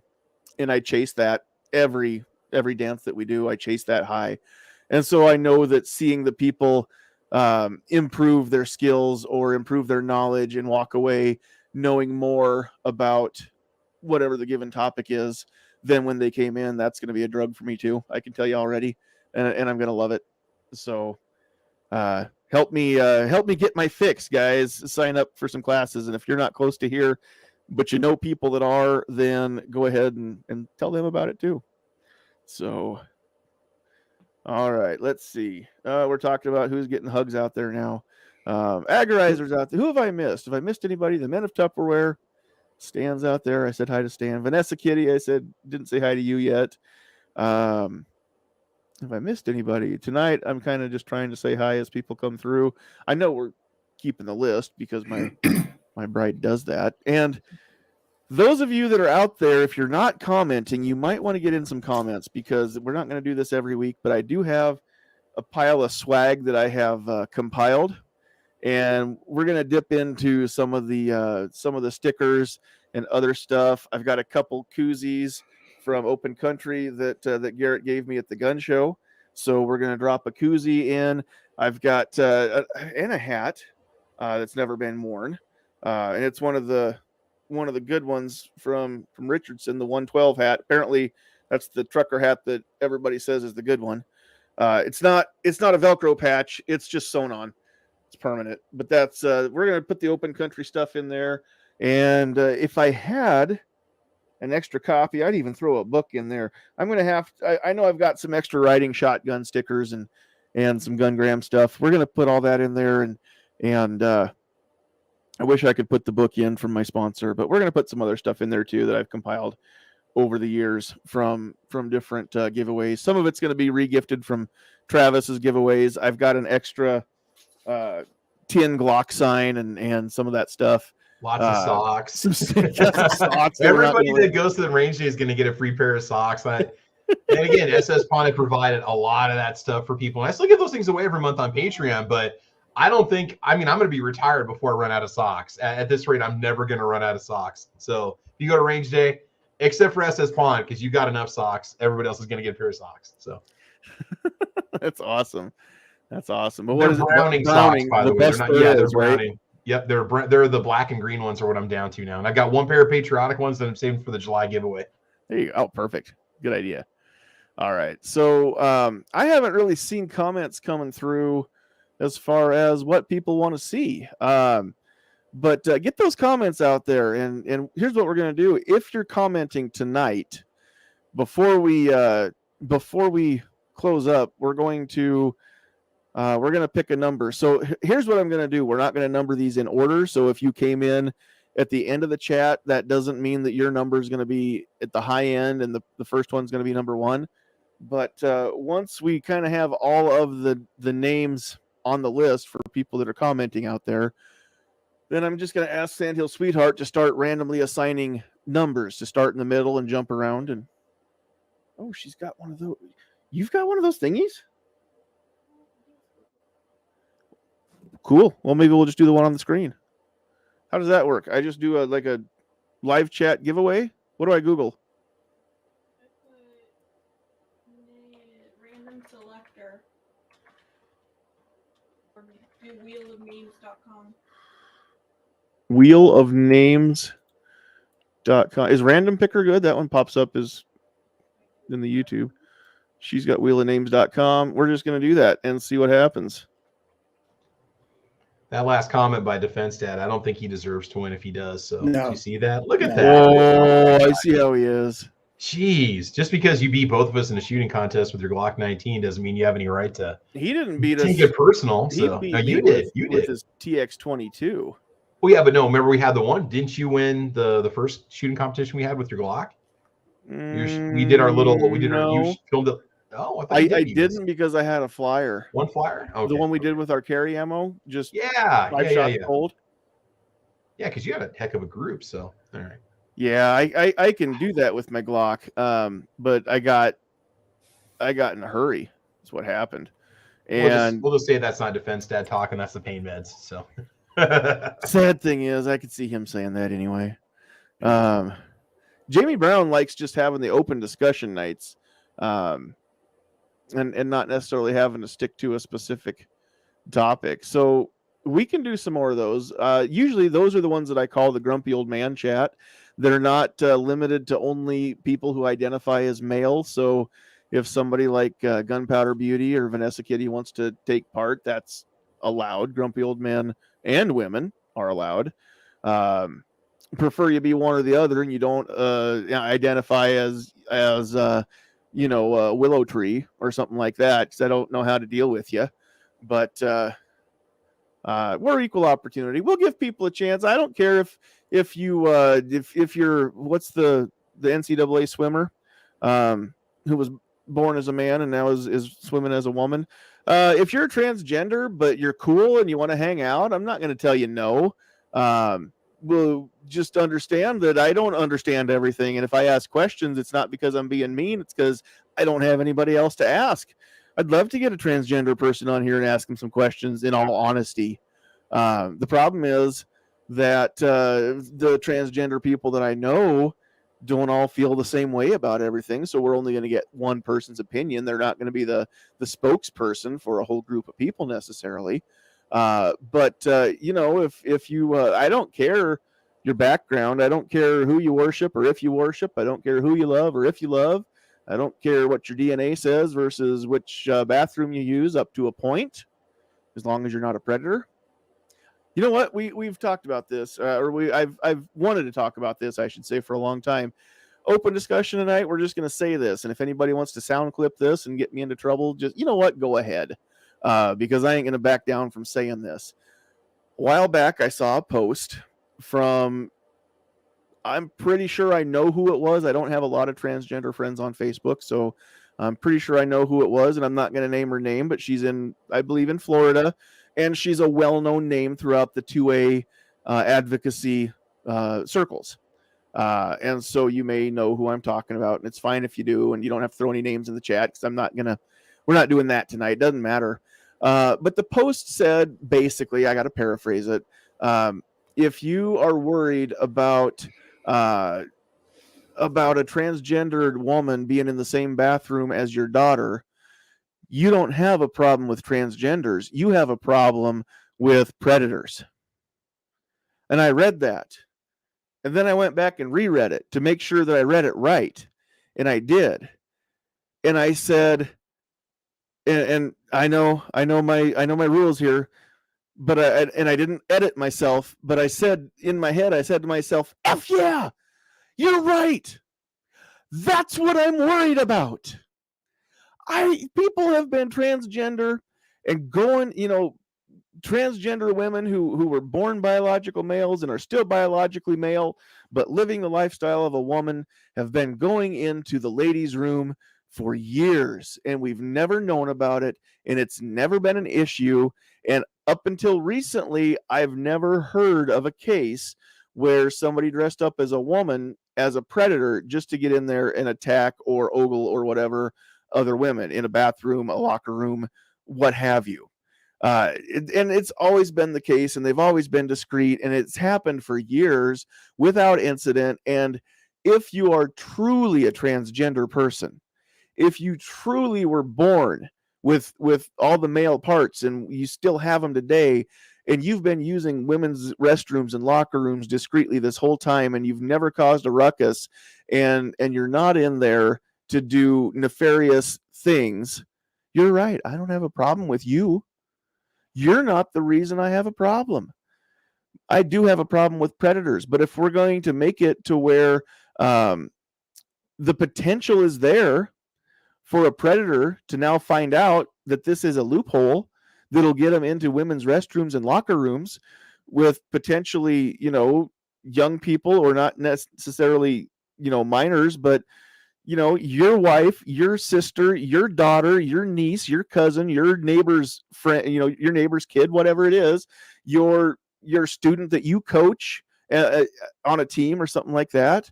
If the potential is there now for a predator to take advantage of some of this stuff that's happening and go be predatory in a locker room, I have a huge problem with it. I do. I'm sorry. But I have a huge problem with that. The potential is there for disaster. And in the interest of being so politically correct that we don't offend anybody, but we're leaving the door literally wide open for our daughters and our nieces and the young people of our communities to be assaulted. And let me tell you, you don't have to touch somebody to sexually assault them. If you watch, what is it? A Million Little Things on TV. One of the girls there was sexually assaulted by a music teacher, and all he did was, of course, they don't show this on TV, but in the storyline, he was grooming her to do some stuff. She stood there in a one-piece bathing suit, and he never touched her, but he touched himself right in front of her, and that counts as assault. That's a crime. That is not something that I want any of the females that I know and care about, or I shouldn't say it that way, any female anywhere ever, to be subjected to, especially against their will or when they're underage. And it's, this isn't a consensual environment here. So the potential is there. That's all I'm going to say. And anybody that wants to say anything otherwise is welcome to. That it's a place here where you don't have to agree with me. But if you do, either way, feel free to jump in, guys. Hey, Mr. Knives is out there.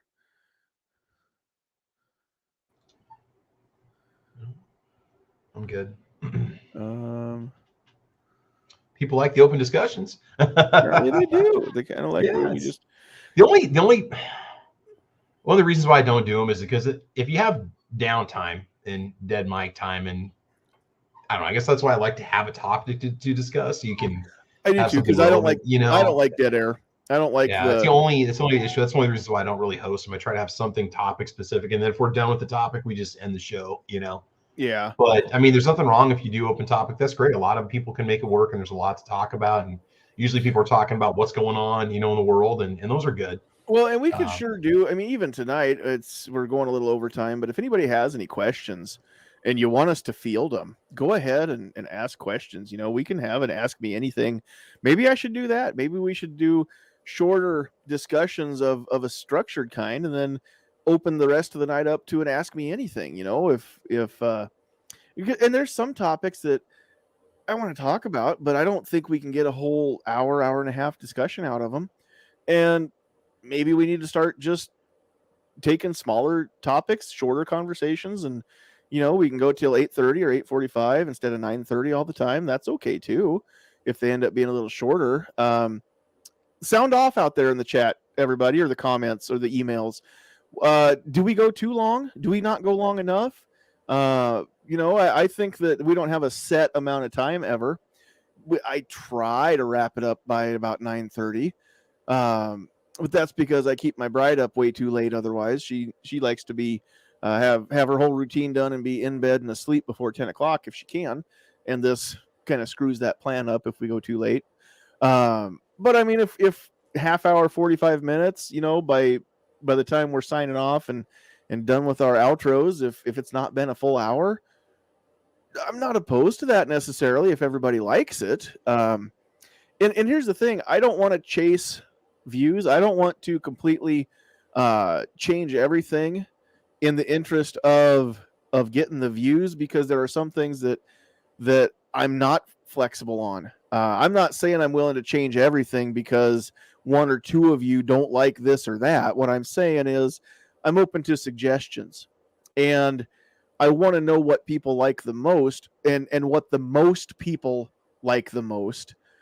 Because if we do need to make some tweaks to make this more accommodating for more viewers, then that's the kind of stuff I need to actually know. So does it go too long? Does it turn people off when they see it's been, 2 hours and 35 minutes instead of, less than an hour and a half? Because I know me, sometimes I'm in the mood for a long discussion.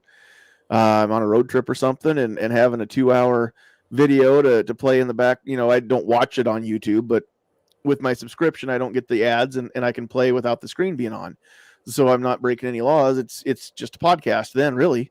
But I look for shows sometimes that aren't 2 minutes long.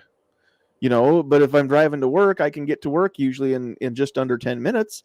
So that 7-minute video is not out of the question driving to work. But I don't like the short little 7-minute videos when I'm on the interstate, because every 10 miles or so, then I'm fiddling around switching shows, and I just want to set it and forget it and let it play for a while, because I don't want to be that distracted. So all right, just saw Gary's link. Justin Grimm is out there in the chat. Just subscribe for next time. So Irish Wristwatcher, unless I know you, but not by that name, Justin Grimm, and well, even Warsaw Patriots not here very often. But if you're new here, I want to know where you got the link to and where you heard about us. If it's something that Travis had shared, or if somebody else shared it, or if you just stumbled across it, or if you got here from Twitter. I really want to know if you got here from Twitter, because I as much as I've paid for this free Twitter account, I want it to be worth it. That's tax deductible, isn't it? I think so. I'm gonna write 120% of that. Yep. Speaking of tax deductible, I have a question. If you sponsor your own podcast, is it both an expense and income at the same time, or how does that In my case, yes.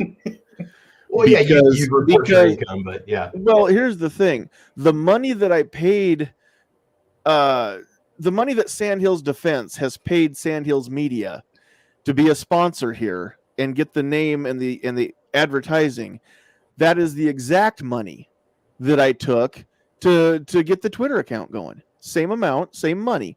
So I think in this case that I'm going to have to claim and deduct at least 100% of that nothing. Yeah, I think you're going to have to. I don't see any way around it to keep my Uncle Sam happy. And so I don't know how else to do this. So But you were talking about open topic shows from a guy who does a 4-hour open topic show every Sunday. It can be difficult. It can be tedious. You have to be able to fill time, especially mine, because I try to do a fixed format 4 hours. And it's been a long time since I've had to cut it off just because I didn't have any guest or any discussion going on. But it can be a stretch. You'll have periods where nobody's talking and you've kind of got to stimulate the conversation. yeah. And it's difficult. It's not for everybody. People enjoy those kind of shows, but on a long show, especially, your audience comes and goes for a while. You'll have a lot of people there and then they'll dwindle off for a while and come back. You'll have different people in there. So if you have a topic driven discussion, like sometimes Foul Territory is, and I'm kind of like you. Sometimes that has a topic, a lot of times it doesn't. It's more or less a get together, let's talk, let's joke, let's go into the weekend type shows, what mine is. But Sunday, it's pretty much, what do you want to talk about? Let's talk about it. Sure. So, Well, and sometimes I'm actually at a point on a Sunday where I get time. I know it's been forever since I jumped in one, but you've seen me occasionally, few and far between, jump in, and it is fun just to come and hang out sometimes. And I'm driving usually or doing something like that, and I don't have to. It's your show, so I don't have to be responsible for keeping the topic going or keeping the conversation going. But I can jump in and out, as I need to, and unmute and comment and just kind of be part of it, and that's kind of fun too. it's a lot easier when you have more people on a panel, because the discussion kind of feeds itself at that point. And that's kind of the other thing that I've had happen. Now, we went to Thursdays at 8 after we got back from Sandhills Sweethearts stem cell transplant. If you remember last year from the last week in April until it was second or third week in June before we started back up. Just because, and I would have done them throughout May, but the internet situation at the hotel I was in was just complete garbage. And due to COVID, I couldn't stay past 6 p.m. in the hospital and use the good Wi-Fi to go live there. And I didn't want to sit down in the lobby and do a show from my laptop talking about guns or rights or whatever in the hospital. Right. And make people think I'm some sort of terrorist, or something like that. So going back to the hotel, it wasn't enough bandwidth to it took literal maybe a full minute to load a web page some nights just to pull up an Amazon shopping or something like that. And so broadcasting definitely was out of the question there. I couldn't even jump into some of the shows that I normally would want to listen to live because the Wi-Fi was so bad at the hotel. But it was what it was. So we took a hiatus, then came back, decided that we were going to go ahead and change the night and the time. And I know that has caused its own problems with some of the usuals being in here, because I know that Clover at the time was going live Thursdays at 8. I don't know if he still does. And I know that Matt's been doing stuff every evening now, and I know that at least Yankee Marshall's live right now too. Yeah, every other week, Yankee and Matt and G-Webs are doing their isn't thing. Yankee Marshall live? Well, it's just if you want that 6 to 10 time slot, it's occupied every night by 3 other shows that I'm subscribed to. You know, I'm going to be on, and those guys do 4 to 5 shows a week, so it's just the reality of doing a show at this So time. I know, you know? we're up against Yeah. it, but you know, the 9 o'clock, 10 Eastern time slot it's just so late, and I don't like going long with those, because if we go 2 hours there, it's 11 o'clock here. It's the next day in the Eastern time zone when we sign off finally, and it's too late. And some guests, you know, on the East Coast, it's too late for them and they won't commit to it. Or if they do, I get maybe 15 minutes, half hour out of them, but they can't stay for the whole show because they've got things to do, get ready for the next day, get to bed. So we do have some questions. Irish Wristwatcher, I see your question about the safes. In the interest of not taking this too much longer, I will make a note of that. And I will compile some questions, and we'll just come back one of these nights. I don't know next week or when, but we'll come back one of these weeks, and we'll just field some questions that we've gotten over the next couple weeks here. So yeah, give us some topics, give us some questions that may not take long to answer, but we'll go through the panel and get answers from everybody. So this was about gun safes, and we'll cover that one. Jamie Brown wants to do, Travis, are there going to be giveaways at the range day because he wants to make something? So curious to see what that's going to look like. But yeah, there'll be some giveaways. Gunpowder Beauty, this one we will talk about real quick because Travis and Gary and I do host shows, and Squib shows up on a lot of shows.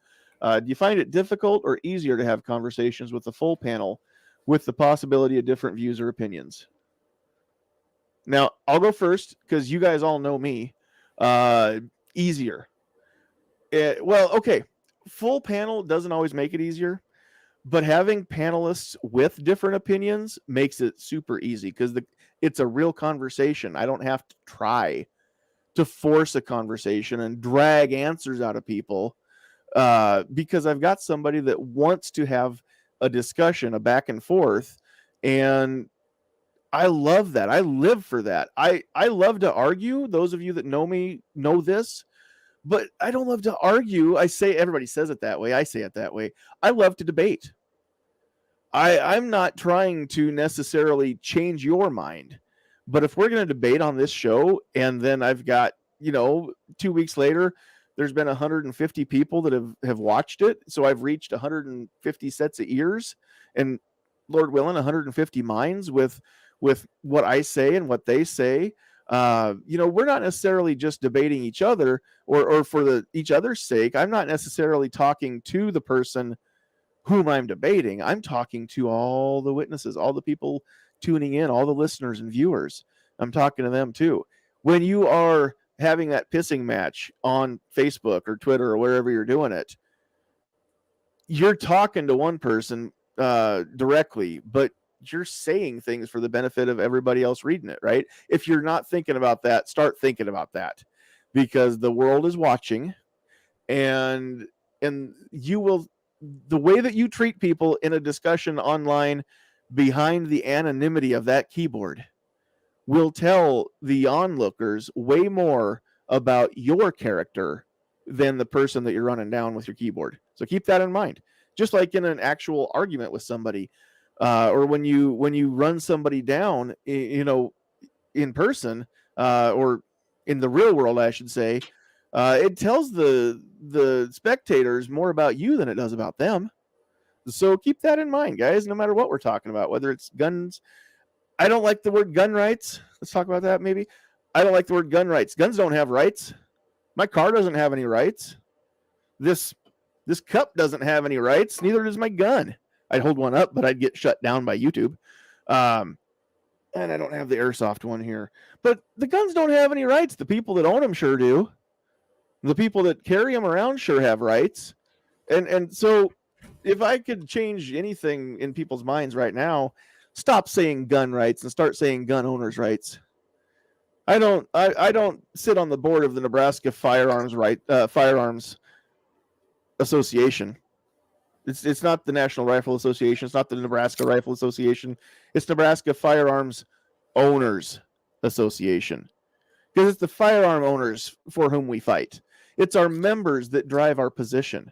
Anybody that's wondered about that, 7 people on the board, but roughly 10,000 people that have actually signed up to be members, and about 30,000 on social media that follow us.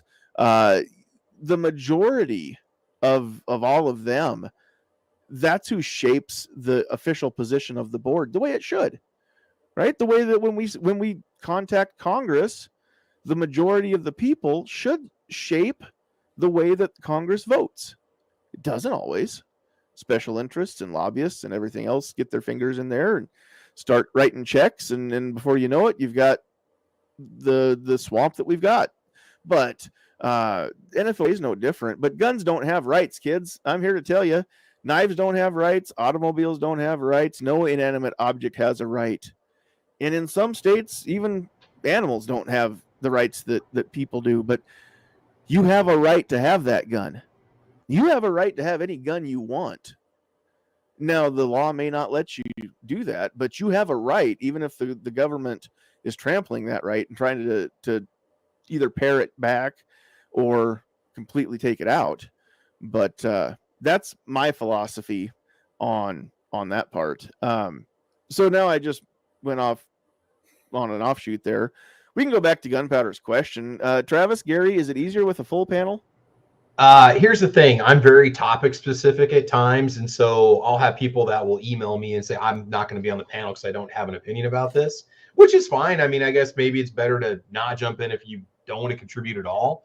But, I try to pick topics that I feel like everybody can at least share their opinion on. So it really depends. I've done Caliber Corner by myself when I've had super early episodes and I didn't get any panelists to join in. But it's more fun to have where you can bounce questions off your friends and have them share their experiences with you and stuff. But to me, it really depends on the topic, because there's some things where I might need to fall back on, like Squib or Gary or John, you guys, depending on what the topic is, right? So it really depends on the topic. Absolutely. Gary? Yeah. But if you're going to have a conversation, it's better to have a lot of opinions out there.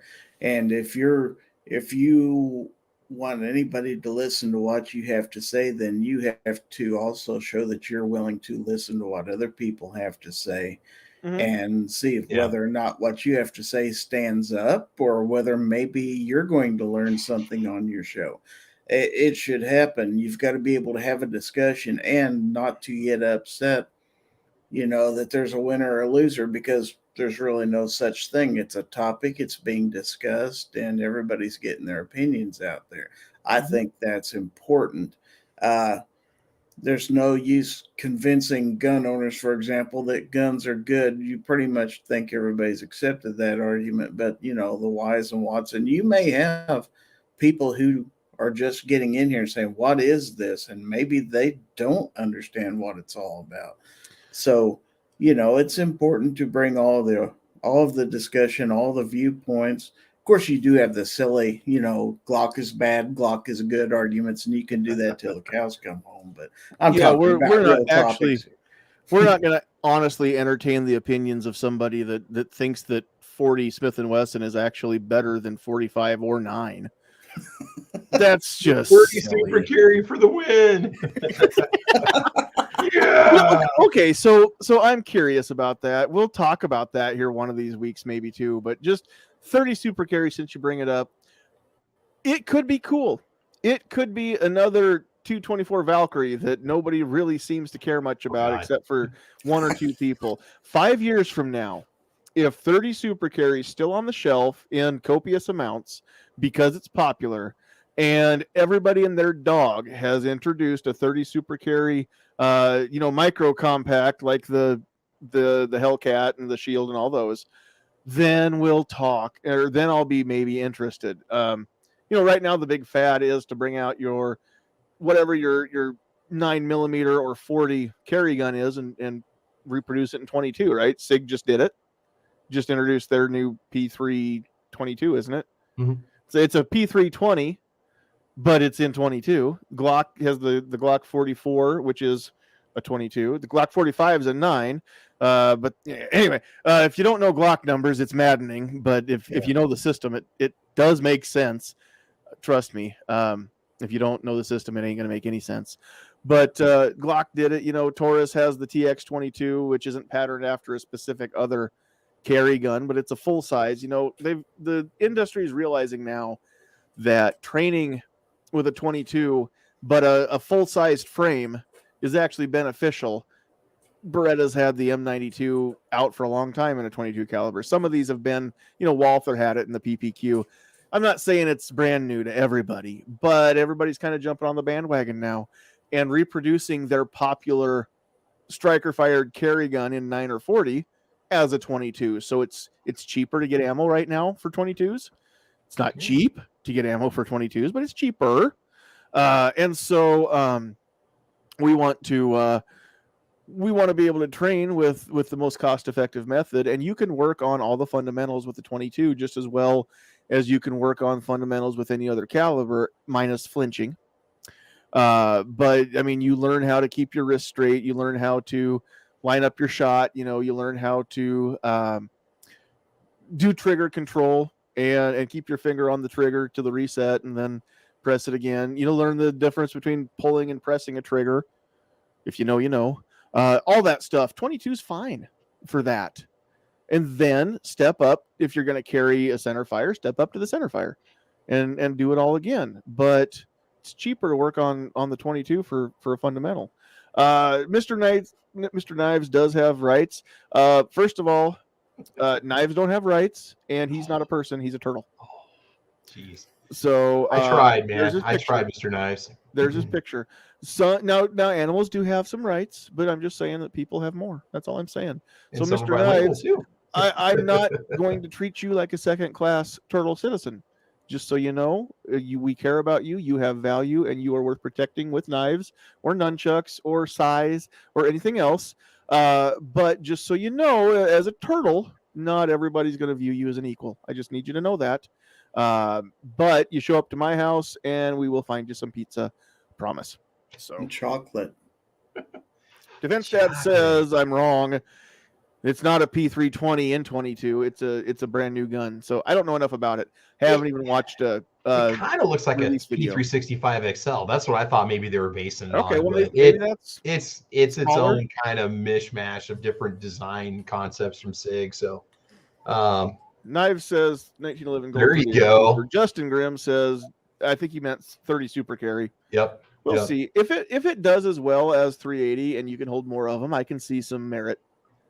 If it does as well and from what the people that have shot it said, it's even less felt recoil in the hand. So yeah. So no Yeah, problems there. Was it? How was it? It wasn't anything to write home about, but it is far less recoil than a 9, that's for sure, and pretty easy to keep on target with it. So that much was impressive. Now, whether or not it'll pan out 5 years from now, who knows? What did you shoot it in? Was supply, it demand, the economy, and everything else? Yeah. Did you shoot it in the EZ from Smith, the Shield EZ? Well, yeah, out there at SHOT Show. Yeah. Did you shoot the 380 version of that too, by any chance? Yes, they had you shoot both. Okay, so compare the two for me, because I've shot the 380. Sandhills Sweetheart has it. It felt recoil. Same? Less?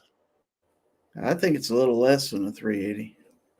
Because I'm pretty sure it was Ghost that I saw said the same thing, that it was even less recoil than a 380. Ballistically similar, so a little smaller diameter, but it's going to have a little more velocity to it. But it was easier to keep on target, and I think maybe the muzzle velocity might have a lot to do with that. It's got a flatter trajectory, and okay. And maybe the recoil impulse is different with the, just how the slide moves. Yeah, it's a different field, not a lot different, but very manageable as far as that goes. Well, and you know what? Honestly, if it gets the job done and it's easier for people to get hits on target, how is this going to be a problem? So maybe it will take off. That'd be great. Charlie's out there. What's up, Charlie? He's out there, and okay, you know what? It's time. It's time to call it. So. Anybody have anything you want to wrap up before we wrap up, I should say? Don't all speak at once, guys. Stay active if you can, in terms of your gun rights. Make sure that you kind of keep an eye on what kind of legislation is being pushed out there. Make sure you call your representatives. If there's something coming up that, that kind of catches you off guard or something that looks like it might be infringing on your rights, just keep yourself in the know, man. Know what your representatives are pushing for, and that's about it. So stay All right. educated. All right, Travis, since you spoke up, where can people find you? Travis P11. Just search for that. You'll find me on YouTube and Gunstreamer and Facebook, pretty much all over the place, Twitter, Instagram, and things like that. Got 2 podcasts I do, one on Thursday night from 6 to 7 Central Time, the greatest time zone in the world. Gary will agree. Sorry, Squib. And I also do a show Saturday mornings at 8 a.m. Usually, sometimes it's on Sunday, sometimes it's earlier than 8 a.m., but you always want to just check my page and see when I'm going live, because sometimes I have some obligations on Saturdays. But that's it. Otherwise, check out my YouTube channel, Travis P11, where I review everything from high-end firearms to linoleum countertops. So there you go. There you go. All right. A to Z, baby. A to Z. Cool. Yep. All right. Gary, anything you want to say, and where can people find you? Well, I'm Gizzard Gary. They can find me right here on the YouTubes and everywhere else. Friday night, Foul Territory, that's at 9 to 11 p.m. Central. And then Sunday morning is the early bird chat. That starts again at 9 a.m. and runs to 1 p.m. So hope to have everybody there. And just a final plug, congratulations to all the states that's getting constitutional carry. Let's push for Nebraska and everybody else to get theirs too. So, some states have freedom, some don't. Let's fight for everybody out there. Thanks for having me, John. I have a dream that we can carry from Canada to Mexico and not have to worry. Nebraska, we just got to plug that hole. I'm telling you, Nebraska, we are always the last state for everything. It's ridiculous, man. We better not be the last state for constitutional carry. So again, it's like having a set of parents that let you have fun, but not too much fun. That's what's like living here in Nebraska. So it's exactly what it is. Go out, but be home by 9. Yeah. Anywho. John, you still with us? You there, buddy? I'm back. There you go. All right. I can trust you to jump in there when I need you to. Just double check. I know my dog's going crazy over here. Yeah, mine. Take me outside. He won't quit whining. I got rub belly. That's how I know. That's why I keep going like this. I'm not having a stroke. I'm over here trying to rub my dog's belly. I know. I've got some chew toys that I keep in mind. Just he's sitting there whining the whole time. He just he doesn't start till the show starts, John. I don't know what kind of effect you have on canines, but it's definitely it's my voice. I got headphones on. You can hear it. Maybe it's because he wants to listen. I don't know. When I start talking like this, the dogs just love me. Just so soothing. The dog whisperer. All right. Did you call out Squib? Squib, have you had a chance to sound off yet? Oh, I called him out, all right. Yeah. Time zone, folk. Yeah. I see he unmuted, but I don't hear him. Squibby, can you hear me? Well, this has been Deep Thoughts from Squib Load. And tune in every now and then here, and you can hear more of the same. So, all right. Sounds like it looks. Yeah, you went back muted. You must not have had anything better than that anyway. So go check out Squib on lots of cool live chat sections throughout the week here. All right. So we've got our list of names. Hopefully, how does this work? Where do I put in the? How does this work? Do I hit new? Just cut and paste the URL for the video maybe off YouTube, and it'll load the comments. Well, I think I got to put. Oh, you've got them. Okay, I can't do this on the screen, but this one you got to load them in manually. She's been doing that throughout the night, so it won't be on screen, but everybody's in there. So we're gonna go ahead and have her give the wheel of well, I can't say Wheel of Fortune, that's trademarked. The wheel of benevolence. The wheel of okay, yeah, that's a great idea. Dan Ross over on the Loaded Mic podcast keeps saying lately, we hear about gun violence all the time, which is a misnomer because we need to talk about violence, not gun violence. But what about when you use a gun to defend yourself or save your life? That's gun benevolence. And nobody ever says gun benevolence in a headline. So hopefully the people at Ammo Land and Bearing Arms and all those sites are going to start talking about gun benevolence, and we can make that a buzzword. That'd be cool. But all right, so the wheel of benevolence is about riding shotgun with Charlie. He said wheel of luck. And it is spinning. And there's a lot of names in there. Uh-oh. And the winner is So I'm not sure how to do this. If I don't know how to get a hold of you, AAF, American Ammo and Firearms. Anti-aircraft fire, isn't that? Yeah, That's what I kept thinking. Anti-aircraft fire, AAF. Well, I thought that was called AAA, Oh, but I don't even know. Okay. or just FLAC, right? Act or something. Yeah. So, all right, AAF, are you still with us? I need you to get in touch with me, or we're going to have to spin again with somebody that's actually in the chat and can or still here anyway. You don't have to be in the chat necessarily, but you still got to be listening so that at least you can email me privately your contact, your shipping info, so we can put together some stuff and get it to you. So AAF, I know there's a delay from the time I say it until the time that it shows up and you hear it. So we're going to give just a little bit of time here for AAF, but then we're going to have to respin before we close out. So we're going to count this. What's it, about a 20 or 30-second delay, right? So AAF, if you have not had a chance to comment by right now, my watch says 10:05 and 30 seconds. So when it rolls over 10:06, then we're going to respin. That should be plenty of time, AAF, if you're out there listening, to get in touch with me. Otherwise, I don't know how to get in touch with you to ask for your shipping info. So we're just going to move along. I didn't mention that earlier, and I'm sorry for all of you that catch this after the fact and realize that you shouldn't have left. You know what? You shouldn't have left. That's the breaks for bailing out early. So, all right, we're going to spin again. It is 1:06. We have not heard from AAF, so I'm sorry. You're still cool, but we're going to have to do it again. Hopefully we'll get somebody that's actually in the chat still or still listening. So while we're waiting, Gary put the link up there in the chat for me for the Patreon, which I don't like to beg for people's money.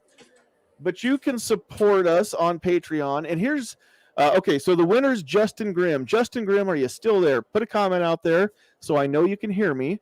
And then email me, nesandhillsmedia@gmail.com with your shipping info.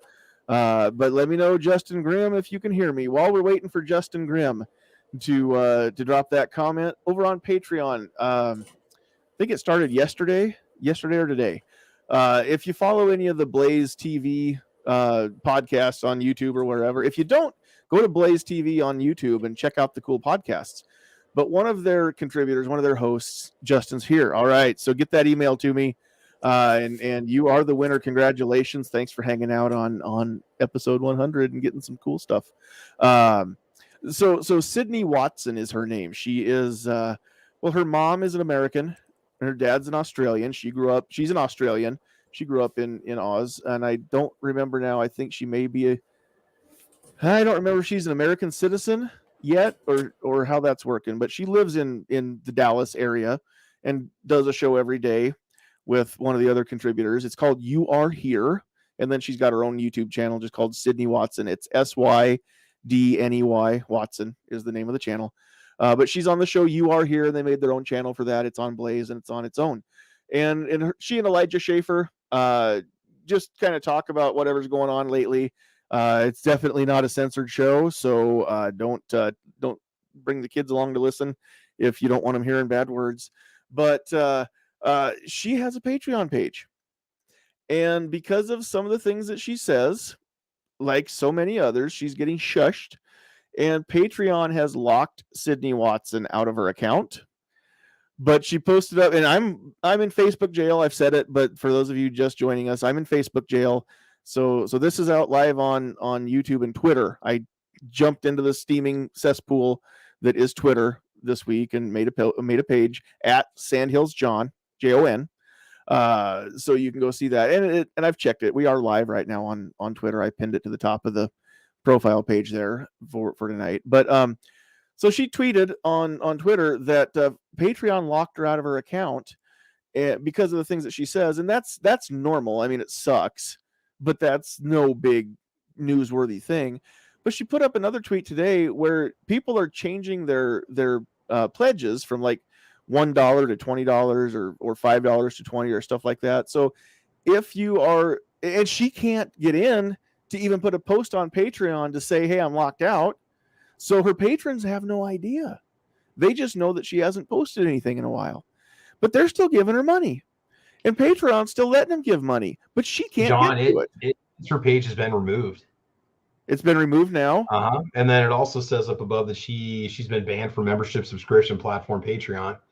So her page is gone. I just clicked on her link. Because earlier today she was still getting notifications that people were changing their pledges, and it. Well, they still might have access to that side of being a Patreon member, but her page is not there. That's weird. So I just find it a little Patreon. If this is the case, if you're going to block people or kick them off, that's fine. Your prerogative. I get it.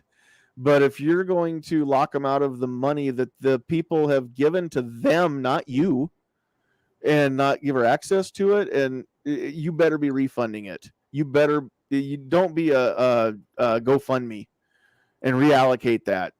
Just don't be like them, or I will drop my page right away too, and I won't get that $17 a month that you pay me. So Patreon, I don't do much with Patreon, and I don't do much with giveaways, and I get it. There's not much incentive to come support us. I get it. But you can if you want to. That's why I don't push it real hard, because I don't have much of a, you can give me your money and I can make sure that we go live all the time and stuff. And that's what you get out of it.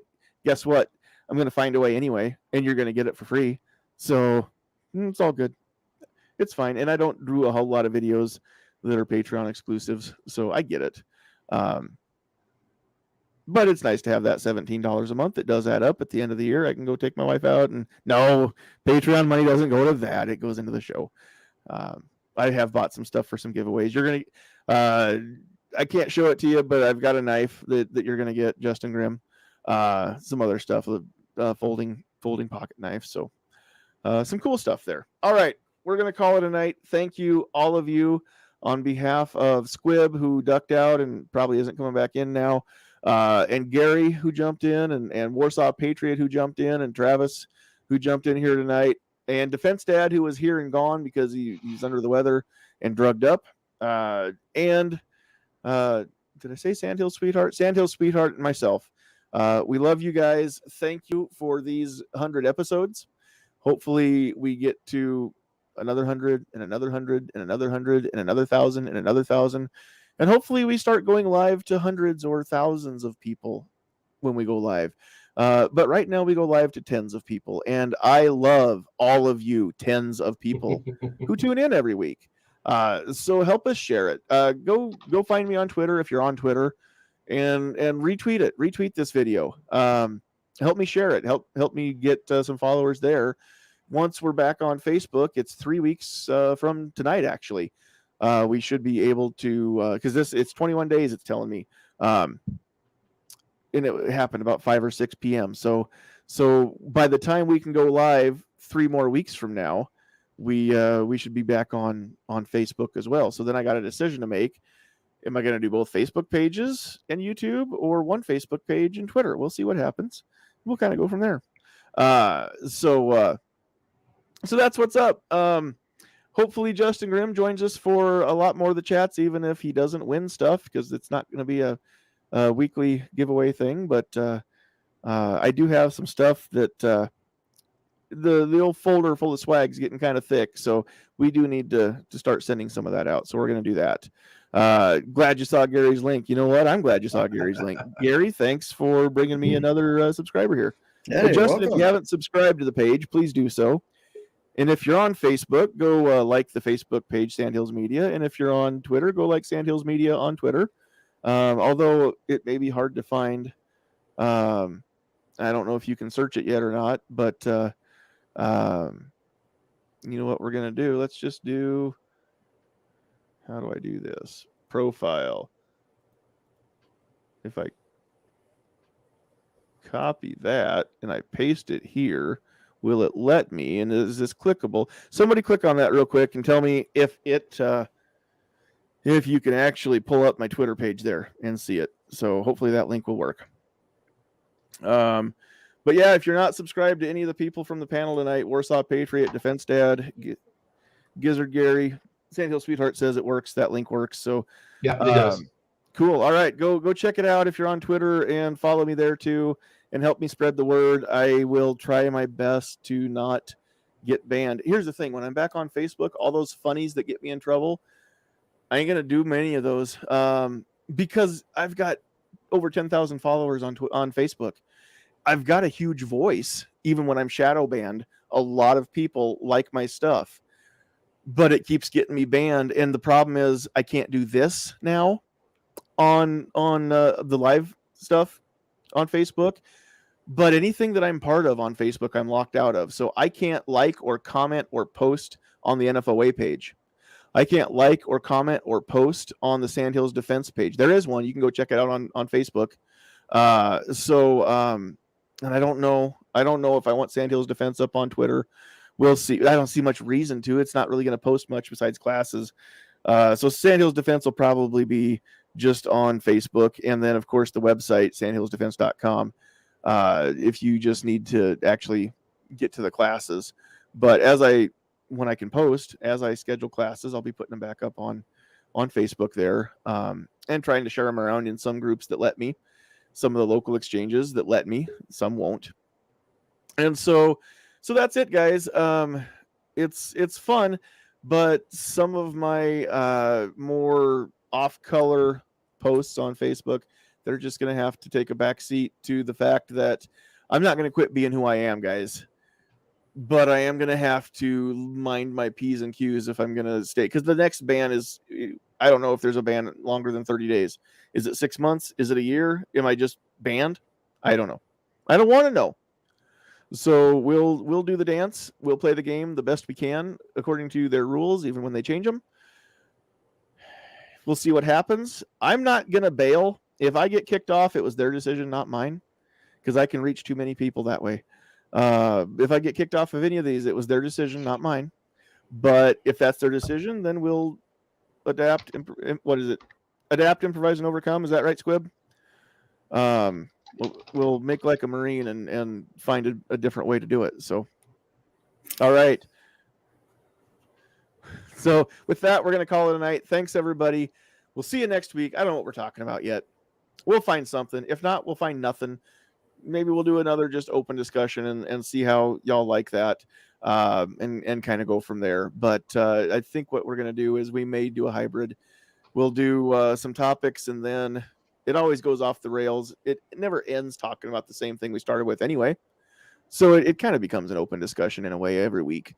But every week we pray that it goes the way it's supposed to.